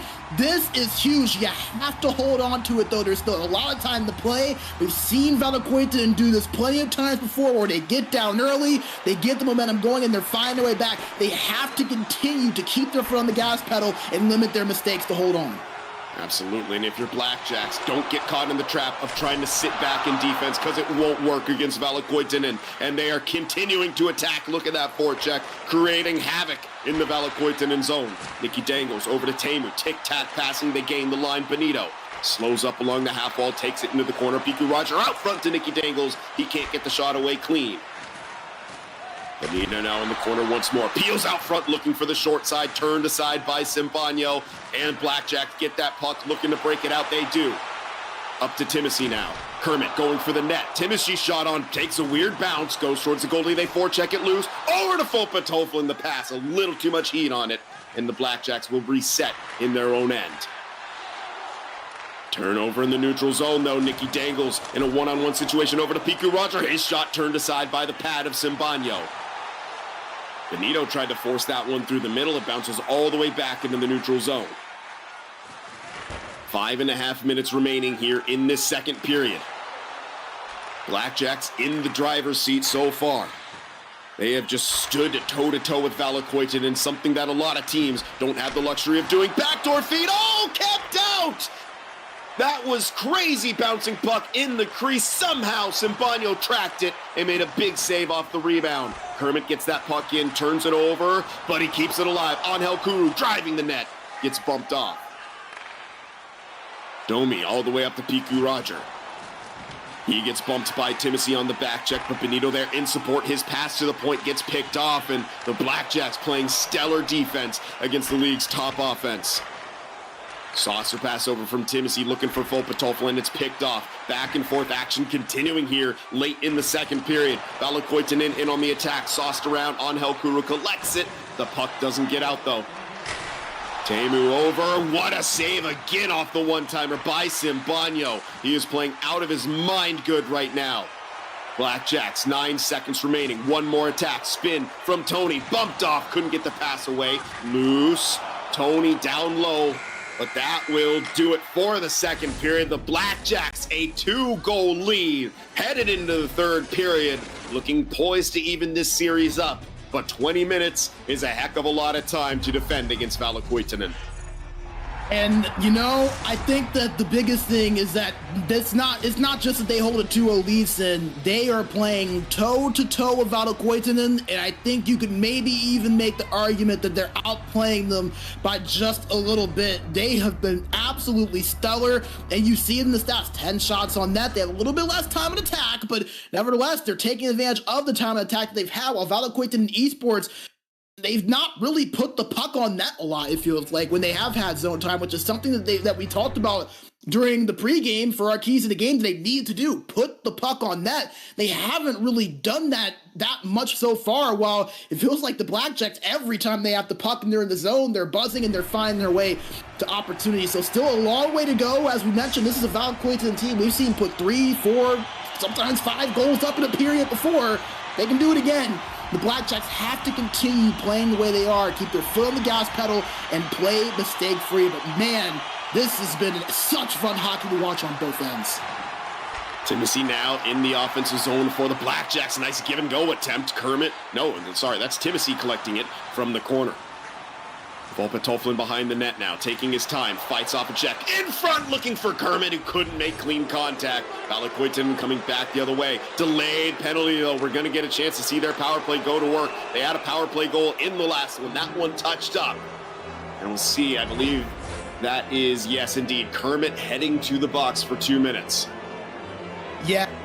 It's exactly what the doctor ordered, in my opinion, for Valokuitunen Esports, because as you mentioned, they scored on their power play earlier, and they scored on it when they were down to tie the game up. So a massive chance here for Valokuitunen to do the same thing here once again, but even though they won't be able to tie it up, actually, they'll still be able to maybe cut that lead down to 1 with a lot of time left here in this third period. So big opportunity here for them. They win the face-off, but the pass to the defender just out of his reach, and they have to reset in the neutral zone. That's the perfect start if you're the Blackjacks. Valokuitunen gains the line. Teemu on the point now. Now to Domi. Down low to Piku Roger. Think that one clipped off the post after hitting the goaltender. So bullet dodged on the side of Blackjacks as they clear that zone once more. Domi to Teemu. They gain the line. Domi surveying his options, passes the Teemu, his shot, gloved by Simbano, and he'll smother it. How good has Simbano been? Really, both of these goaltenders between him and Fincere have been absolutely stellar. Fincere, as we mentioned, more than likely the favorite to win goaltender of the year, so no shock from him. But Simbano, considering his struggle in form in the regular season, below an 80 save percentage, I think 78% was the mark for him in the regular season. To see him back and playing the way he is, very encouraging for TBJ. Valokuitunen, and have to try to find a way to solve him. He's been a problem. Back to 5-on-5 now, but still zone possession for Valokuitunen. They're looking for that forced pass through the middle. Doesn't go to Nicky Dangles, and it's turned over. Kermit now, one-on-one situation, has some support coming. He just fires that one on net. I think that was a pass, actually. Hit off the pass of Fincere. He's looking for Roger in the middle there. Absolutely. Piku Roger pass to Nicky Dangles. He's from behind the net, trying to peel out front. Had Simbano swimming a little bit in the crease, but look at these breakouts from the Blackjacks. Clean as a whistle. Drop back to Tony, who goes to Kermit, and down low. Timothy bumped off the puck by Nicky Dangles.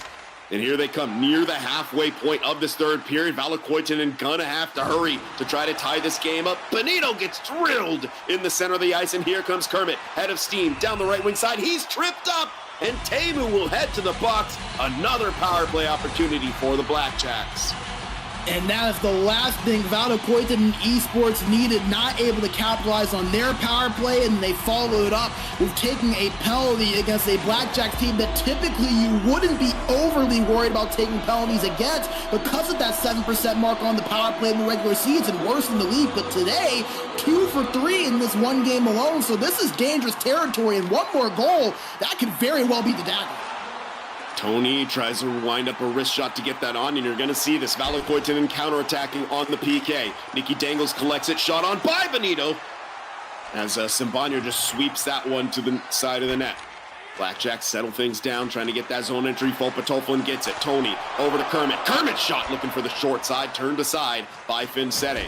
Once more, Valokuitunen looking for the counterattack, but Piku Roger misread Benito right there, and his saucer pass was out of his reach. Tohtorit looking on the forecheck. Kermit gets it. Kermit, puts that one on net. Might have been actually sticked on net by a poke check. Cleared all the way down, and that will do it for the Blackjacks. Man advantage as Teemu comes out of the box. Tony gets that one in. Timothy in support, picks up the loose puck. Timothy, skate to the middle, looking for the short side, taken away by Finsete. But this zone time is huge for the Blackjacks. So much time ticking off the clock, looking for the deflection, and Finsete makes the save, but plays it out. Like that. Gotta get aggressive here with the score being where it is, and time running is the enemy right now for Valokuitunen. One-timer by Piku Roger, turned aside by Simbano. Piku Roger again on the short side, Simbano with another save. Good forecheck, though. They knock Kermit off the puck. He comes right back and gets a hit of his own, and they do clear the zone. Approaching the 5-minute mark here. Running out of time. Valokuitunen over. Nicky Dangles can't get the shot away. Nicky Dangles shot saved by Simbano. Tohtorit skating this one out. I thought that was a trip, but it looked like he got hit from behind. No call on the play. Icing, however, and Valokuitunen will have an offensive zone draw with 4:03 on the clock. Would have liked to have seen the Blackjacks reverse course and reset rather than trying to force that puck up the ice. You're up by 2. There's 4 minutes left. The time is your friend. Why not just go ahead and reset just to kill off a little bit more time and force Valokuitunen to chase you? They're in desperation mode. I don't really like the decision to try to force that up with a long stretch pass. That's what they haven't been doing all series long, and it's worked for them not trying to force it. Instead, being very patient and working their way up the zone. They lost a little bit of patience there, and it gives Valokuitunen a little bit of life with an offensive zone faceoff. And they're getting the timeout going right there. You can see, their goalie still showing low stamina, but that should be reset. That's the most important thing right there. You want Simbano to have good stamina in this situation. And unfortunately, we had a disconnect here. Looks like Kermit disconnected, according to chat. So, a bit unfortunate as Kermit disconnects, and his teammates chirping him a little bit, including in the Twitch chat right here. And excuse me. Yeah, we'll get a reset here. And excuse me, is my voice nearly threatening to give out here over the course of these amazing games. Yeah, and I think there'll be just around 4 minutes left here for Valokuitunen, so tough situation for them, but nevertheless, maybe it's a good thing for them that they get that little bit of time to kind of talk things over. The momentum kind of resets itself. It acts as a new game in terms of the in-game momentum, while for the Blackjacks, I think the biggest thing for them is that they're just going to try to hold on here. So 4 minutes and 3 seconds left. When play gets back underway, they do have that 2-0 lead. So the Blackjacks in a pretty good position, I would say, but nevertheless, Valokuitunen maybe an extra bit of life here, especially since they'll now have a few minutes to talk a little bit of strategy to try to get themselves back into this game here late with a big comeback. Yeah, so we're going to see how we're going to handle this reset here. Because there's limited time left, they're going to have to run down at least one of the periods, and we'll see if they're going to account for that last 30 seconds of real time as well. But we're going to get that all sorted out as soon as possible and figure things out. But for right now, we're going to go to a quick break as we try to sort all that out on the back end. We'll be right back with the conclusion of this second game between Valokuitunen and the Blackjacks. Minkä päällä lakukastike maistuu parhaalta?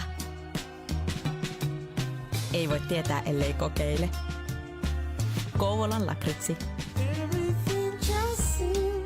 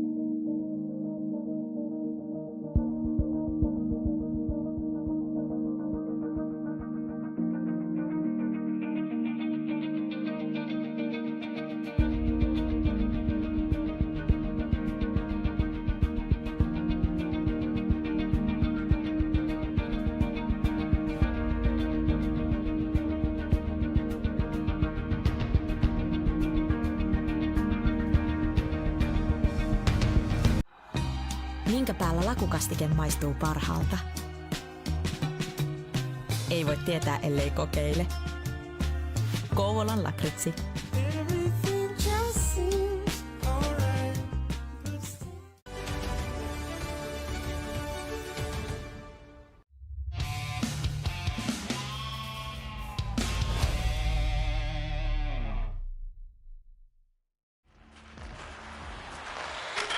All right, so, whoa, my goodness. Well, we tried to time things up just right. Kicking in at 6.5 minutes to make up for the 30 seconds of real time. And Valokuitunen immediately off the face-off have scored. It is now a 2-1 game with plenty of time left.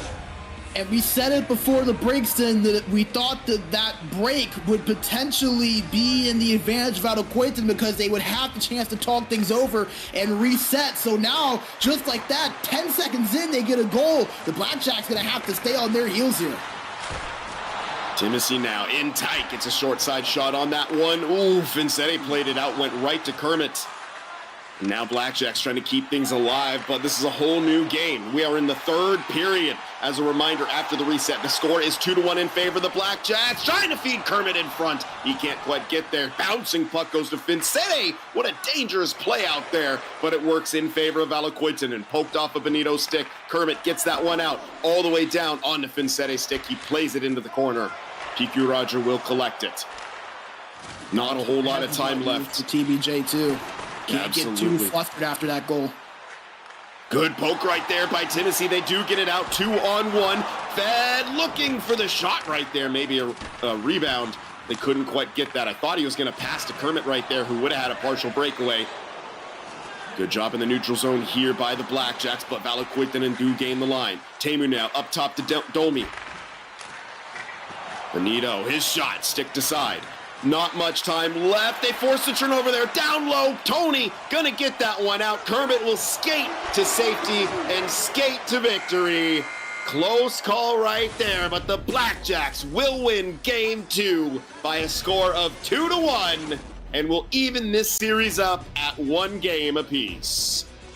And I think that's exactly what you would have hoped for if you were the Blackjacks. Go in to Wednesday up, or at least 1-1. I don't think many people would have expected them realistically to be up 2-0, but then they were darn close. I mean, they lose game 1 in overtime. They honestly could have easily have won that game. I think they were really the better team throughout that game number 1. And then in game number 2, very, very close, very back and forth, but they were able to capitalize on a lot of the opportunities that they had. Valokuitunen made things interesting there with that final goal there, but just weren't able to find enough. That one little stretch we saw the Blackjacks get really through the late second and early third period really pushed them through to victory, and give them a lot of credit. They did not have a lot of people believing that they would be able to leave today in a 1-1 series, let alone, in my opinion, leave today with the momentum. I think Valokuitunen, they're going to have to take the rest of tonight and tomorrow to really kind of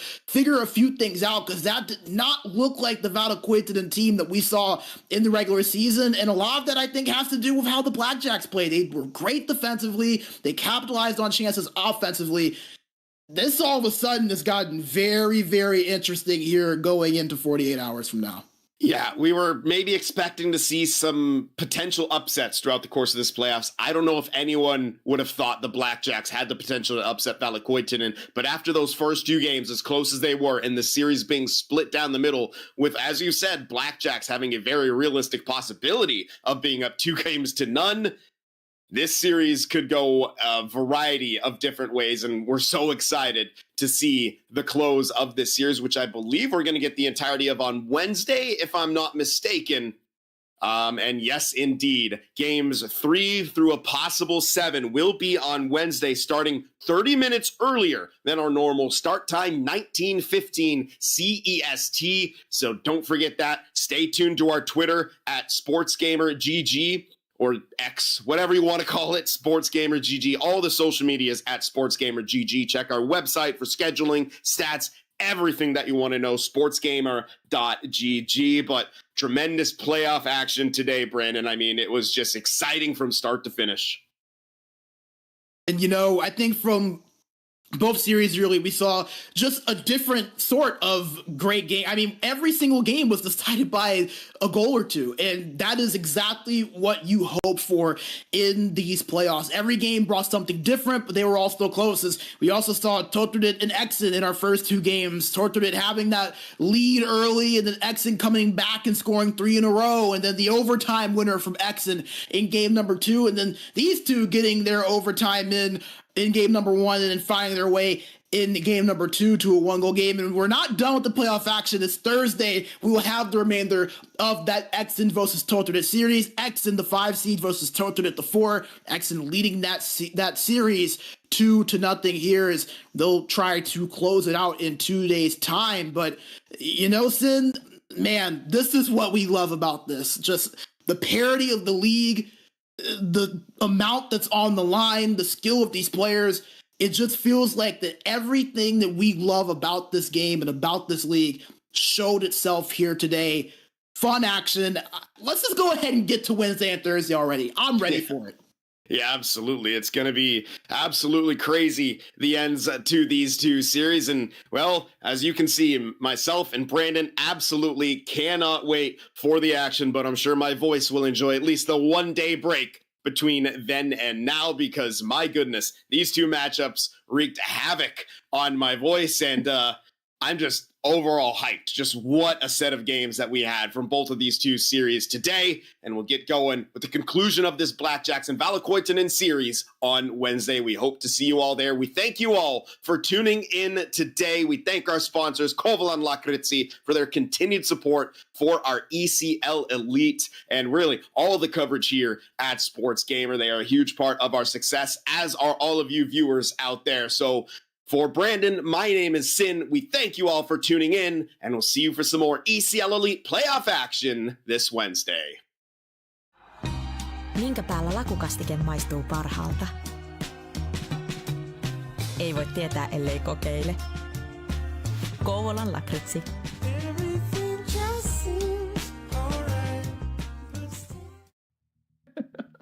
Hey, when that happens.